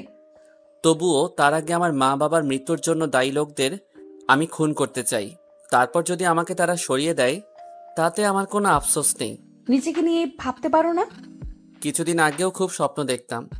মা বাবার মৃত্যুর সঙ্গে সঙ্গে সব শেষ হয়ে গেছে। তাদেরকে যখন কবরে দাফন করলাম, তখনই মনে হয় সব স্বপ্ন দাফন হয়ে গেছে। তুমি কিন্তু আগের দুটো খুন করনি, তাই তুমি নির্দোষ প্রমাণ হতে পারতে, কিন্তু তোমার বন্ধুকে খুন করে এখন তুমি খুনি হয়ে গেলে। ভেবেছিলাম তোমাকে নিয়ে এই বন্দি থেকে বের হব, কিন্তু তুমি এখন যাও, বিরক্ত লাগছে। ভালো কথা কারোরই ভালো লাগে না। সবাই শুধু এই নর পিশাচদের দলে যোগ দেয়, কেউ তাদের বিরুদ্ধে রুখে দাঁড়ায় না, আর এইভাবেই ওরা দিনে দিনে অপরাধের পাহাড় করছে। একটা কথা বলবো? বলো। আমি আমার মা বাবার খুনিদের শেষ করে যদি এদেরকে শেষ করতে চাই, তাহলে কি তোমার সহযোগিতা পাবো? কিন্তু ততদিনে ওরা তোমাকেও সরিয়ে দেবে। ওরা যেভাবে পরিকল্পনা করবে, আমি তার ঠিক উল্টো পরিকল্পনা করব। আচ্ছা তুমি বলো তো, এদের বসের সঙ্গে এরা কিভাবে যোগাযোগ করে সব সময়? নিজাম ভাইয়ের সঙ্গে বসে সরাসরি যোগাযোগ, আর বাকি সবাই শুধু কলে কথা বলে আর লিখিত নোটিশ পায়। আচ্ছা ঠিক আছে। তোমাকে একটা কথা বলতে চাই লিমন। বলো। তুমি চাইলেই কিন্তু পালিয়ে যেতে পারবে, কারণ তোমাকে ওরা খুন করার জন্য বাইরে পাঠাবে, কিন্তু আমি চাইলেই পালাতে পারবো না। তাই যদি পারো তাহলে আমাকে মুক্ত করে দিও। আমি চেষ্টা করব, তবে আমার প্রধান লক্ষ্য আমার মা বাবার খুনিরা। সামান্য একটা স্বর্ণের পুতুলের জন্য সবকিছু যেন খুবই রহস্যময় হয়ে গেছে। হতে পারে সাজুর কাছে যেটা সামান্য, সেটা অন্যের কাছে অসামান্য হতে পারে, কিংবা অন্য কিছু। রাজু আসলে একটু পরে। সাজু তখনও নিজের রুমের বারান্দায় বসে আছে। রাজু আসতেই সে তাকে বলল, কি খবর রাজু? তোমাকে মনে মনে স্মরণ করি আর তুমি এসে হাজির। আলহামদুলিল্লাহ ভাই, কিন্তু আমাকে হঠাৎ করে খুঁজছিলেন? হ্যাঁ, একটা কাজ করে দিতে হবে। কি কাজ ভাই? আমার সিমের যত নাম্বার সবগুলো আমি একটা ডায়েরিতে লিখে রাখি, তাই সেগুলো সব একটা করে সেভ করে দিতে হবে। ভাইজান, এগুলোর মধ্যে কিন্তু নাম্বার সেভ করে রাখা যায়, আপনি সেখানে রাখেননি? না, কেন যেন ইচ্ছে করে না, তাই সবসময় আমি ডায়েরিতে লিখে রাখতে পছন্দ করি। এখন তুমি সেগুলো একটু সময় নিয়ে সেভ করে দিও। ঠিক আছে ভাই। আমি গতকাল রাত থেকে নাম্বারগুলোর জন্য অনেক মন খারাপ করেছি, কিন্তু জ্বরে অচেতন আর মাথা ব্যথার জন্য মনেই ছিল না যে আমার ডায়েরিতে লিখে রেখেছি। ভাই আমি তো জানতাম যে আপনি অনেক কিছু ভুলে যান, তাই যে কোনো মামলার বিষয় নিয়ে আপনি সব কিছু লিখে রাখেন। হ্যাঁ, এই মামলার মধ্যেও তাই করছি। আচ্ছা রাজু, আর একটা প্রশ্ন করব তোমাকে। হ্যাঁ ভাই নিশ্চয়ই, তাতে অনুমতি লাগে নাকি? তুমি তো মোটামুটি এখন রাজনীতির সঙ্গে মনে হয় জড়িয়ে গেছো, কিন্তু আগে তো এমন ছিল না, তাই না? আমি যেবার খুলনা থেকে পাশ করে বের হলাম সেবার তুমি ভর্তি হলে। হ্যাঁ ভাই। গ্রামের মধ্যে রুবিনা নামের একটা মেয়ের সঙ্গে তোমার রিলেশন ছিল, তাই না? জি, কিন্তু তার সঙ্গে আর যোগাযোগ নেই। সে আমাকে ভুলে গেছে। অনেক ভেবেছিলাম, কিন্তু কোনো মূল্য পেলাম না। পাগলের মতো তার জন্য ভালোবাসা রেখেছিলাম। আজকে সন্ধ্যাবেলা চা খেতে খেতে তোমার আর রুবিনার প্রেমের কাহিনী শুনবো, যদি তুমি বলতে চাও। সত্যি বলছেন? আচ্ছা ভাই, আপনি কি আমার বাস্তবতাটা আপনার লেখার মাধ্যমে তুলে ধরবেন? আগে শুনি, তারপর দেখি। ঠিক আছে ভাই। পিরোজপুরের পুরাতন বাস স্ট্যান্ড থেকে রিক্সা নিয়ে বলেশ্বর সেতুর দিকে এগিয়ে যাচ্ছে সাজু ভাই।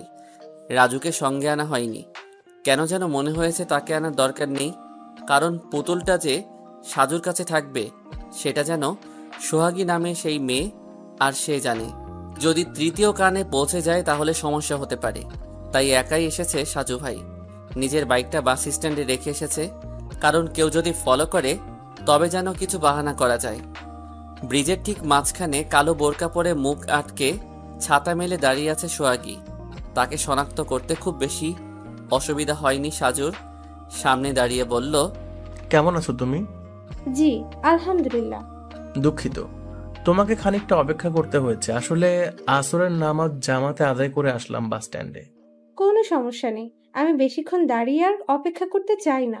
আপনাকে ওই পুতুলটা দিয়ে আমি চলে যাব, বাকি সব কথা মোবাইলে বলবো। পুতুল গ্রহণ করার আগে আমি তোমার কাছে কিছু প্রশ্ন করব, না হলে আমি পুতুল গ্রহণ করা থেকে বিরত থাকব। কারণটা খুবই স্বাভাবিক। আচ্ছা বলেন। লিমনের বাবা পুতুলটা দেবার সময় তোমাকে কি বলেছিল? নিশ্চয়ই কিছু না কিছু বলে গিয়েছিল, এমনি এমনি সে দিয়ে আসেনি। আমি এগুলো বিস্তারিত মোবাইলে বলবো। সে অনেক কথা সাজু ভাই, প্লিজ কিছু মনে করবেন না দয়া করে। তোমাকে আমি কতটা বিশ্বাস করতে পারি? যদি তুমি আমার সঙ্গে কোনো গেম খেলতে যাও তবে কি পরিণাম হবে জানো? আপনি ভুল বুঝবেন না, আঙ্কেল এটা দেবার সময় আমাকে বলেছিলেন। তুমি তো আমার লিমনকে খুব ভালোবাসো। যদি বেঁচে থাকি তাহলে তোমাকেই আমার ছেলের বউ করব। আর যদি মারা যায় তাহলে তোমরা যেভাবেই হোক তোমার মা বাবাকে রাজি করিয়ে বিয়ে করবে। তারপর ব্যাগ থেকে পুতুলটা বের করে বলেন যে এটা হচ্ছে স্বর্ণের পুতুল, তোমাদের দুজনের উজ্জ্বল এক ভবিষ্যৎ তৈরি হবে। আমি বললাম, কিন্তু আমাকে কেন দিচ্ছেন? এটার পিছনে অনেক শত্রুদের নজর পড়েছে, সারাক্ষণ এটা নিয়ে বিপদে আছি, তাই তোমার কাছে রাখতে চাই। যদিও মাটির নিচে কিংবা কোথাও রাখতে পারি, কিন্তু যদি সঠিক সময়ে না থাকি তাহলে তো তোমরা এর সন্ধান করতে পারবে না। তুমি যত্ন করে রেখো। আঙ্কেল তাহলে নিজের সব বিপদ অনুভব করতে পেরেছিল, কিন্তু তার ভুল ছিল তিনি এটা অন্য কারো কাছ থেকে এনে নিজের স্বার্থপরের মতো ভোগ করতে চেয়েছিলেন। আপনি এটা নিয়ে যান সাজু ভাই, না হলে আমি সবসময় আতঙ্কে থাকবো। তুমি যে এটা আমার কাছে দিচ্ছ সেটা পৃথিবীর কাউকে বলার দরকার নেই, এমনকি লিমনের কাছেও তুমি বলবে না, কারণ লিমন নিজে এখন অপরাধী হয়ে গেছে। আমি কাউকে বলবো না, তবে আপনার কাছে একটা অনুরোধ রইল, লিমনকে যেভাবেই হোক বাঁচিয়ে দেবেন। আমি ওকে চাই। চেষ্টা করব, কিন্তু সে গতকাল রাতে তার বন্ধু তৌহিদকে খুন করেছে। আমি আজকে সেখানে যেতাম, কিন্তু তোমার জন্য যাইনি। আগামীকাল সকালে খুলনায় সেই মেসে যাব। ভালো থাকবেন সাজু ভাই। তুমিও। পুতুল নিয়ে আবারও রিক্সা করে ফিরোজপুরের পুরাতন বাস স্ট্যান্ডে এসে নিজের বাইক নিয়ে সরাসরি চলে এলো সাজু ভাই। তাদের গ্রামের স্থানীয় বাজারে যখন এসেছে তখন বাজারের মসজিদে মাগরিবের নামাজ শুরু হয়ে গেছে, তাই তাড়াতাড়ি অজু করে নামাজ পড়তে গেল। নামাজ শেষ করে বাজার থেকে রাজুকে নিয়ে বাড়িতে ফিরলো সাজু। রাজু তার দায়িত্ব পালন রেখেছে। সাজু ভাই মোবাইলের ডাটা চালু করে কিছুক্ষণ অনলাইনে হাঁটাহাঁটি করছে। হঠাৎ করে চোখে পড়লো বেশ কিছু মেসেজ রিকোয়েস্ট জমা হয়ে গেছে। গতকালও ছিল। লেখালেখির জন্য অনেকেই মেসেজ করে। সাজু সময় নিয়ে তাদের সঙ্গে গল্প করতে পছন্দ করে। অনেকে অনেক কিছু জিজ্ঞেস করে, সাজুর রিলেশনশিপ স্ট্যাটাস ডিভোর্স দেখে অনেক প্রশ্ন করে। সাজুর সে জবাব দিতে মাঝে মাঝে খুব বিরক্ত লাগে, তবুও সে যতটুকু সম্ভব রিপ্লাই করে। এক এক করে মেসেজ রিকোয়েস্ট চেক করে হঠাৎ সাদিকুল ইসলাম তৌহিদ আইডি থেকে থমকে গেল। অনেক মেসেজ দিয়েছে, তাও 26 ঘন্টা আগে, তার মানে গতকাল সন্ধ্যাবেলা। সাজু ভাই হঠাৎ করে লাইন কেটে গেল আর আপনার নাম্বার বন্ধ আপনার কাছে, তাই মেসেজ করতে বাধ্য হলাম। আশা করি আপনার দৃষ্টিতে পড়বে। আমি ভুল করেছি সাজু ভাই। সেদিন রাতে লিমন মনিরুল ভাইয়ের বাসায় মাটি খুঁড়ে বের হয়নি, আমি মাটি খুঁড়ে বের হয়েছিলাম। তবে তার আগেই লিমনকে অজ্ঞান করেছিলাম, আর সবকিছুর ব্যবস্থা করেছিল বাইরে থেকে অজ্ঞাত 3টা মানুষ। আমি তাদের চিনি না, কিন্তু আমার ছাত্র জীবনে 5 লাখ টাকার মালিক হবার লোভ সংবরণ করতে পারিনি, যার জন্য এখন জীবন নিয়ে ঝুঁকিতেছি।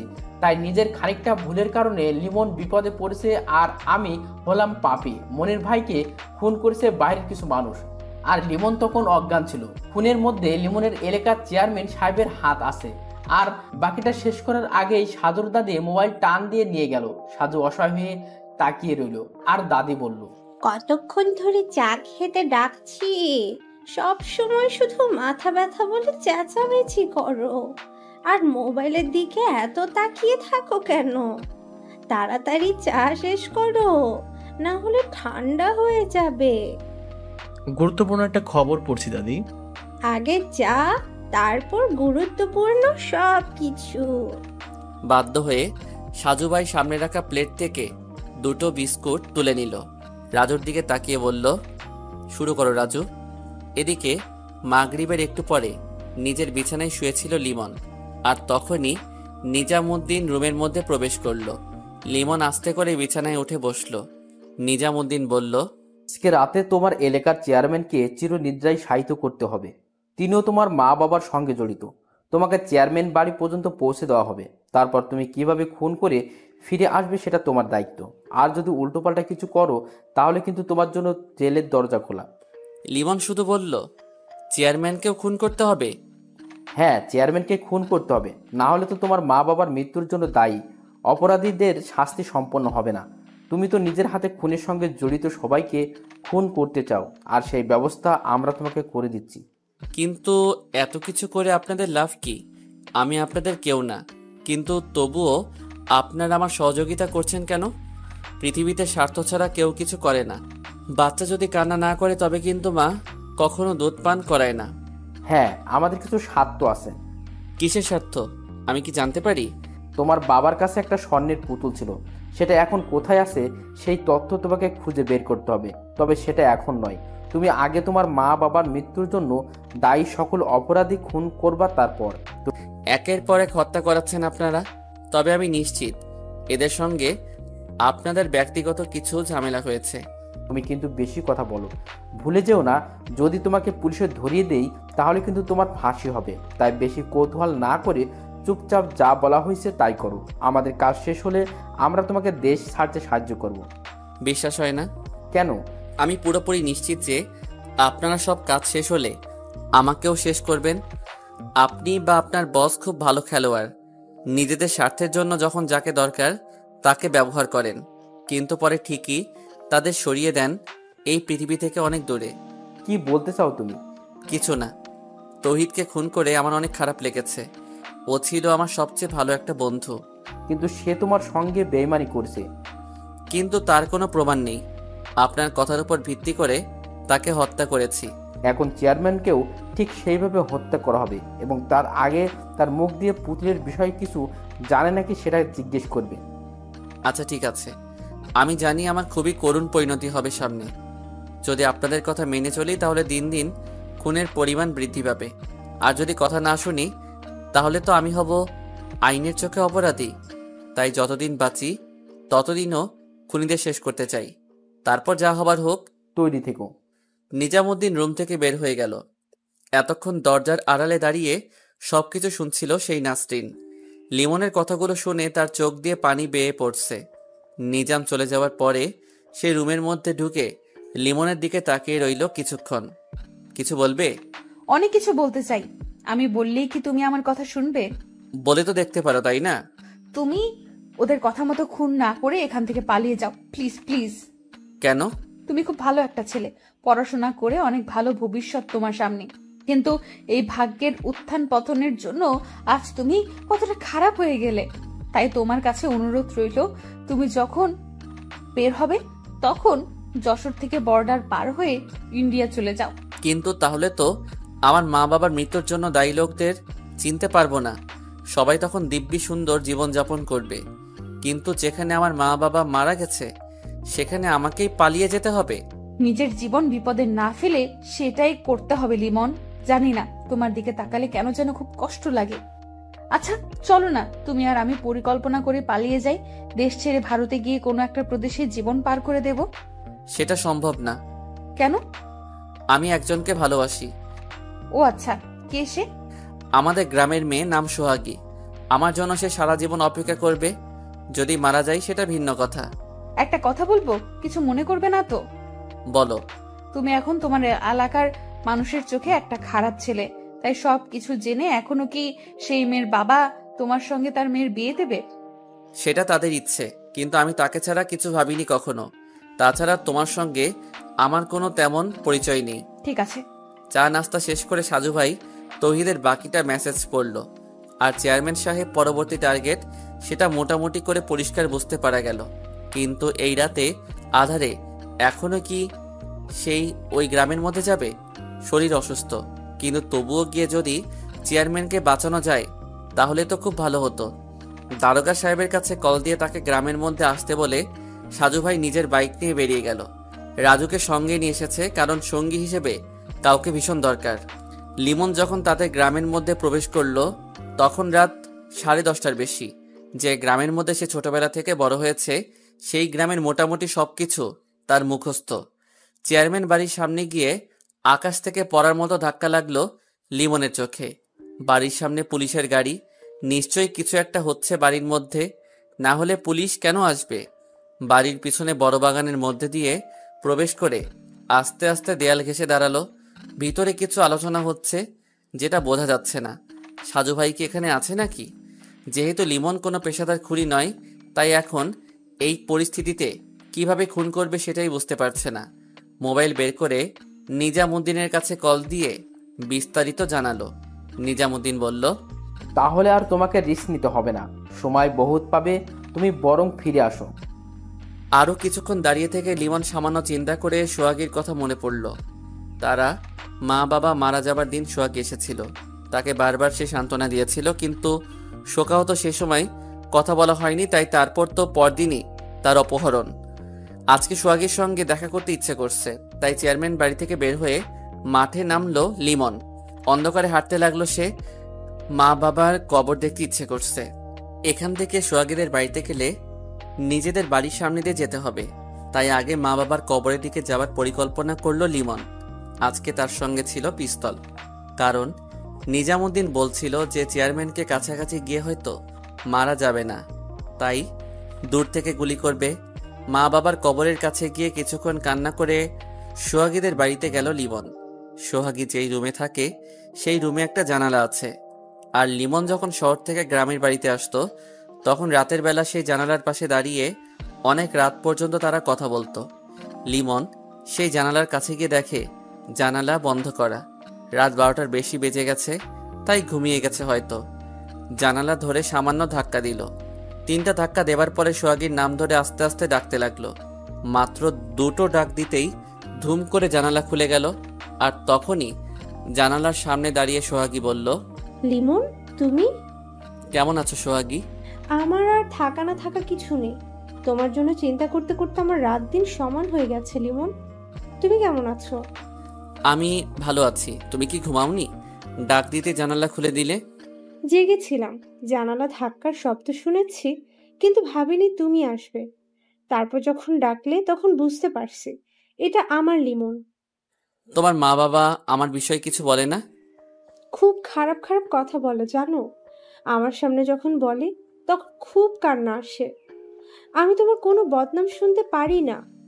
কিন্তু সত্যি তো মানতে হবে। বাবা বলেছে তোমাকে ভুলে যেতে হবে। তাহলে ভুলে যাও। মরে যাব, তবুও পারবো না। তুমি আমাকে নিয়ে পালিয়ে যেতে পারবে? সবকিছু বাড়িঘর ছেড়ে যদি পালিয়ে যাই তাহলে খাবো কি শহরে? শহরের মধ্যে দুমুঠো ভাতের কত মূল্য তা জানো?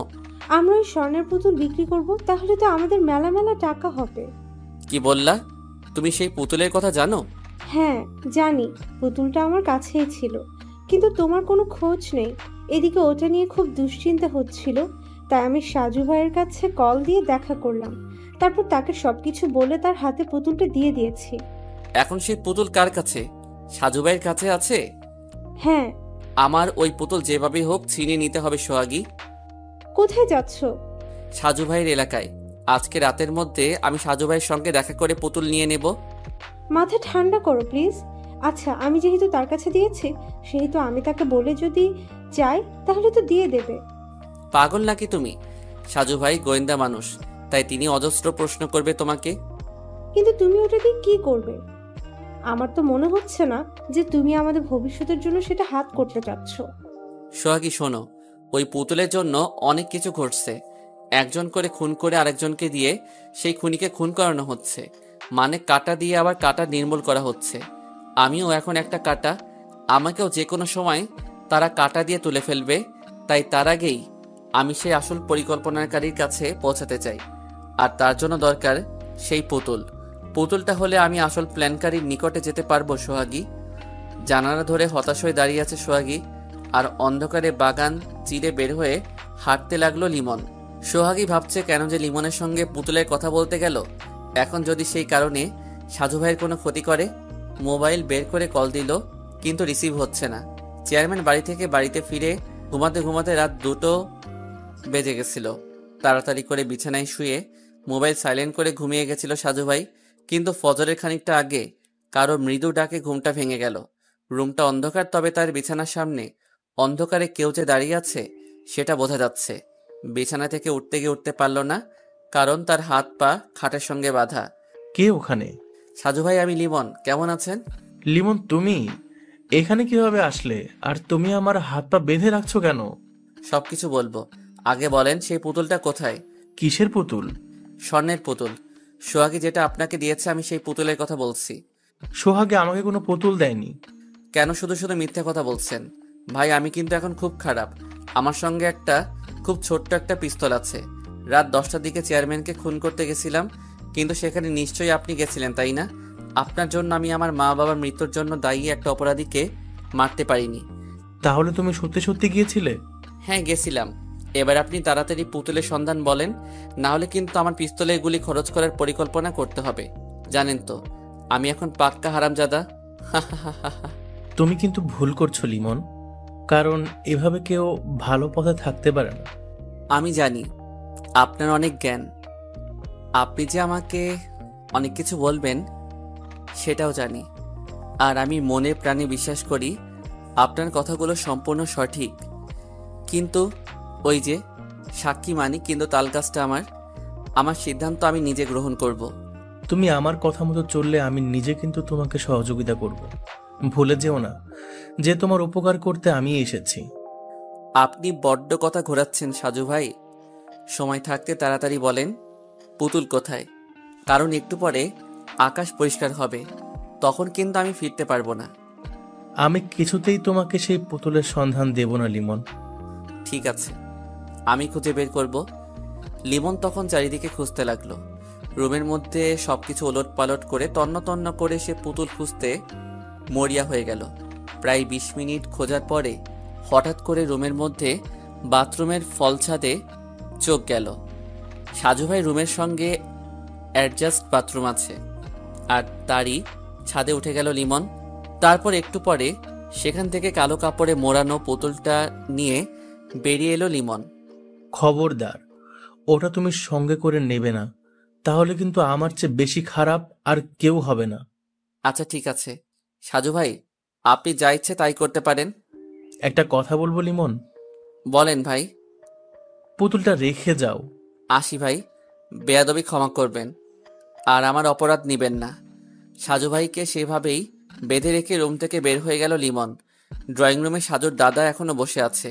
লিমন তাকে দেখে বলল, ধন্যবাদ দাদু। ভূত দেখার মতো চমকে গেল লিমন। তারপর বলল, কে আপনি, আর ঘরের মধ্যে কিভাবে প্রবেশ করলেন আপনি?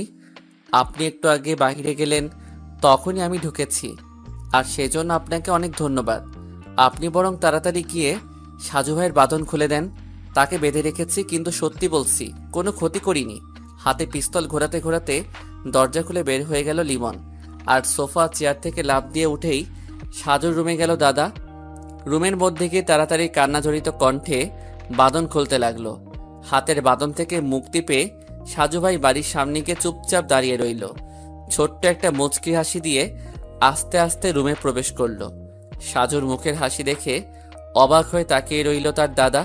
ফজরের নামাজ পড়ে সাজু ভাই মোবাইল বের করে দারোগার কাছে কল দিল।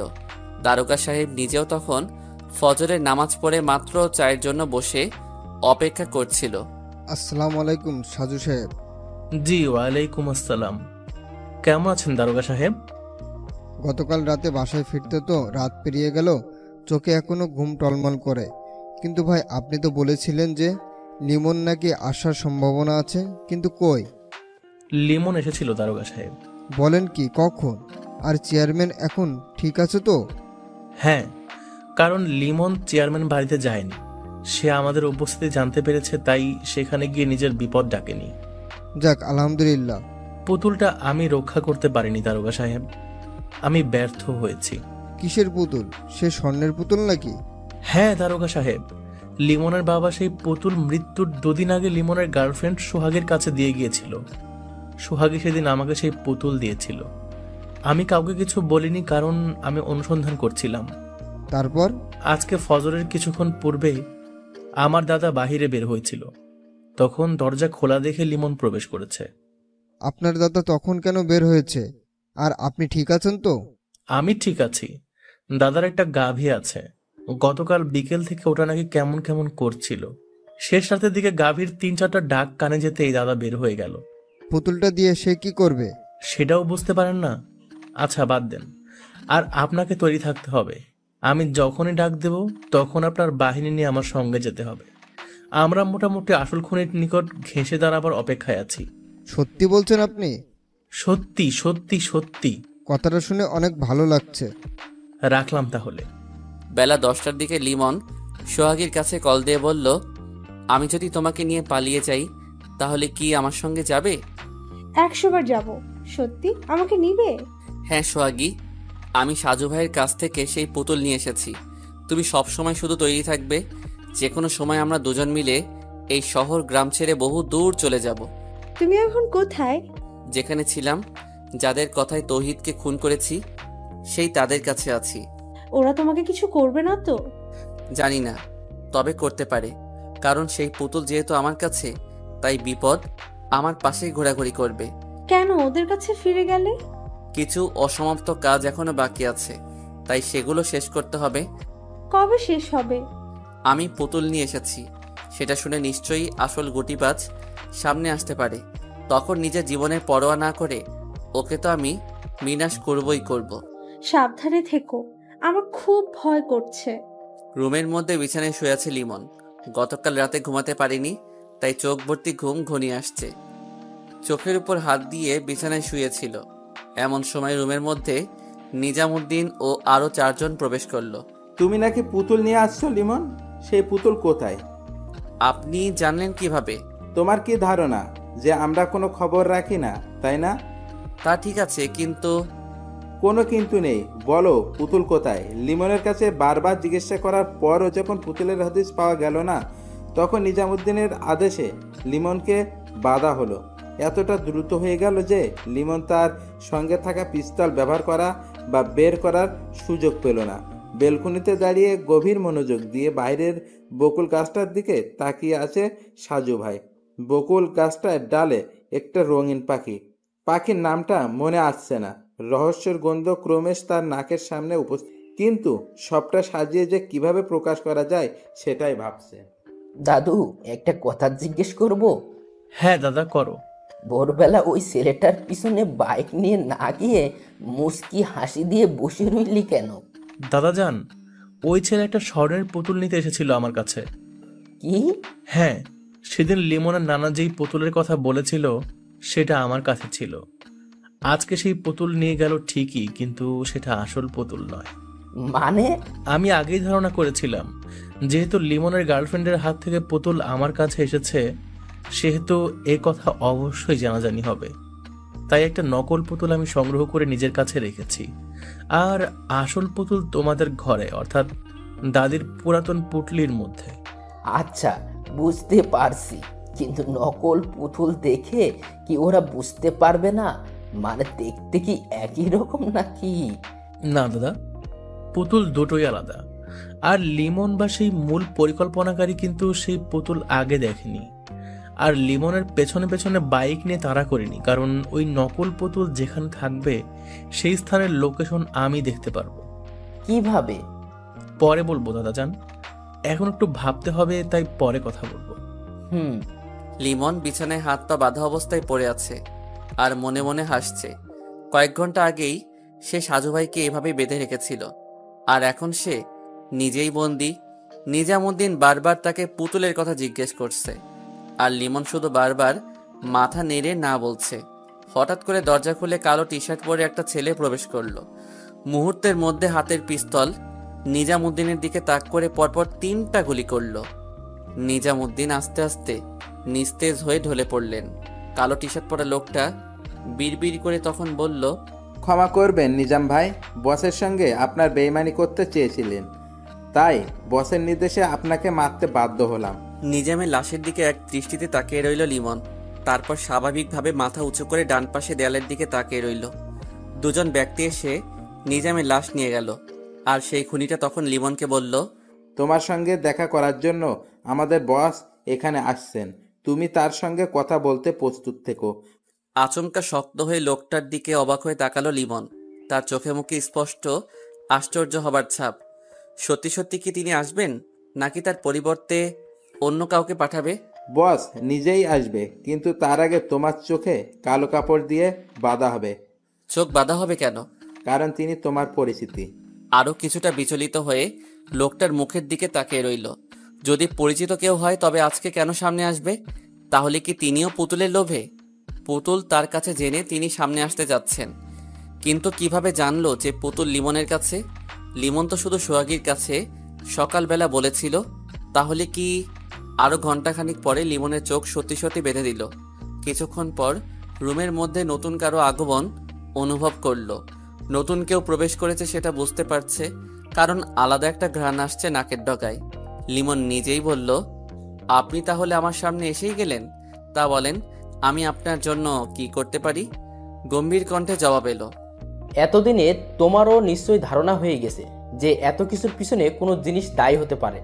কণ্ঠ বেশ পরিচিত, ঠিক মনে আসছে না। লিমন কিছু বলার চেয়ে চুপ করে কণ্ঠ শুনে চিনতে চেষ্টা করছে। অদৃশ্য থেকে আবারও বলল, কিছু বলছো না যে তুমি? বলো তো কারণ কি? চেয়ারম্যান সাহেব। বাহ, চোখ বন্ধ তবুও তো বেশ চিনে গেছো আমাকে। বুদ্ধি আছে, সুপার। তাহলে কি আপনি সেই অদৃশ্য বস? রাজনীতি করতে গিয়ে অনেক কিছু শিখতে হয় লিমন। তোমার বাবাকে অনেক অনুরোধ করেছি পুতুলের জন্য, কিন্তু সে তো কথা শুনেনি। আচ্ছা বাদ দাও তো, এবার বলো সেই পুতুল কোথায়? না হলে তোমার মা বাবার মতো তুমিও মেরে ফেলবেন? তাহলে পুতুল পাবেন? তোমার মা বাবার মৃত্যুর পরে কিন্তু পুতুলের সন্ধান ঠিকই বের হয়ে গেছে। তুমি মরলেও ওটা ঠিকই বের হবে। এমনিতেই তোমার কাছে ধরা পড়ে গেছি, তাই তোমার জীবনে কোনোদিন তুমি আর বাইরের জগৎ দেখতে পাবে না।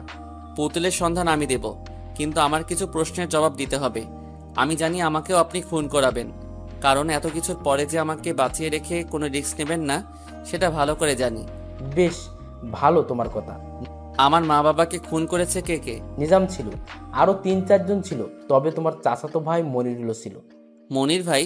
হ্যাঁ, নিজাম ওরা গেলে তো তোমার বাবা দরজা খুলবে না, তাই মনিরুলের সাহায্য নিতে হয়েছে। মনিরুল তোমার বাবাকে ডেকে ঘরের মধ্যে প্রবেশ করার পথ সুগম করেছে। তাহলে মনির ভাইকে খুন করালেন কেন? সাক্ষীদের বাঁচিয়ে রাখতে নেই, তাহলে পরবর্তী সময়ে নিজের বিপদ হয়ে যায়। তবে তোমার বন্ধু তহিদকে এত সহজে রাজি করাতে পারবো সেটা ধারণা ছিল না। তহিদ? তোমার বাড়িতে সেদিন রাতে তহিদ নিজেই আগুন লাগিয়েছে।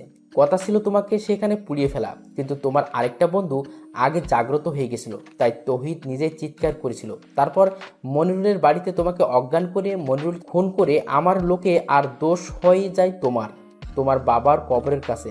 সরি আব্বাজান, চিরকুট লিখে দিলাম। লিমন চুপচাপ। এবার বলো পুতুল কোথায়? তৌহিদ বেইমানি করেছে আমার সঙ্গে, কিন্তু সে তো আপনার কথা মতো চলছিল।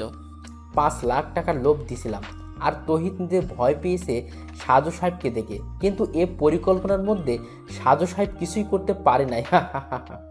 সাজু ভাই খুবই অসুস্থ,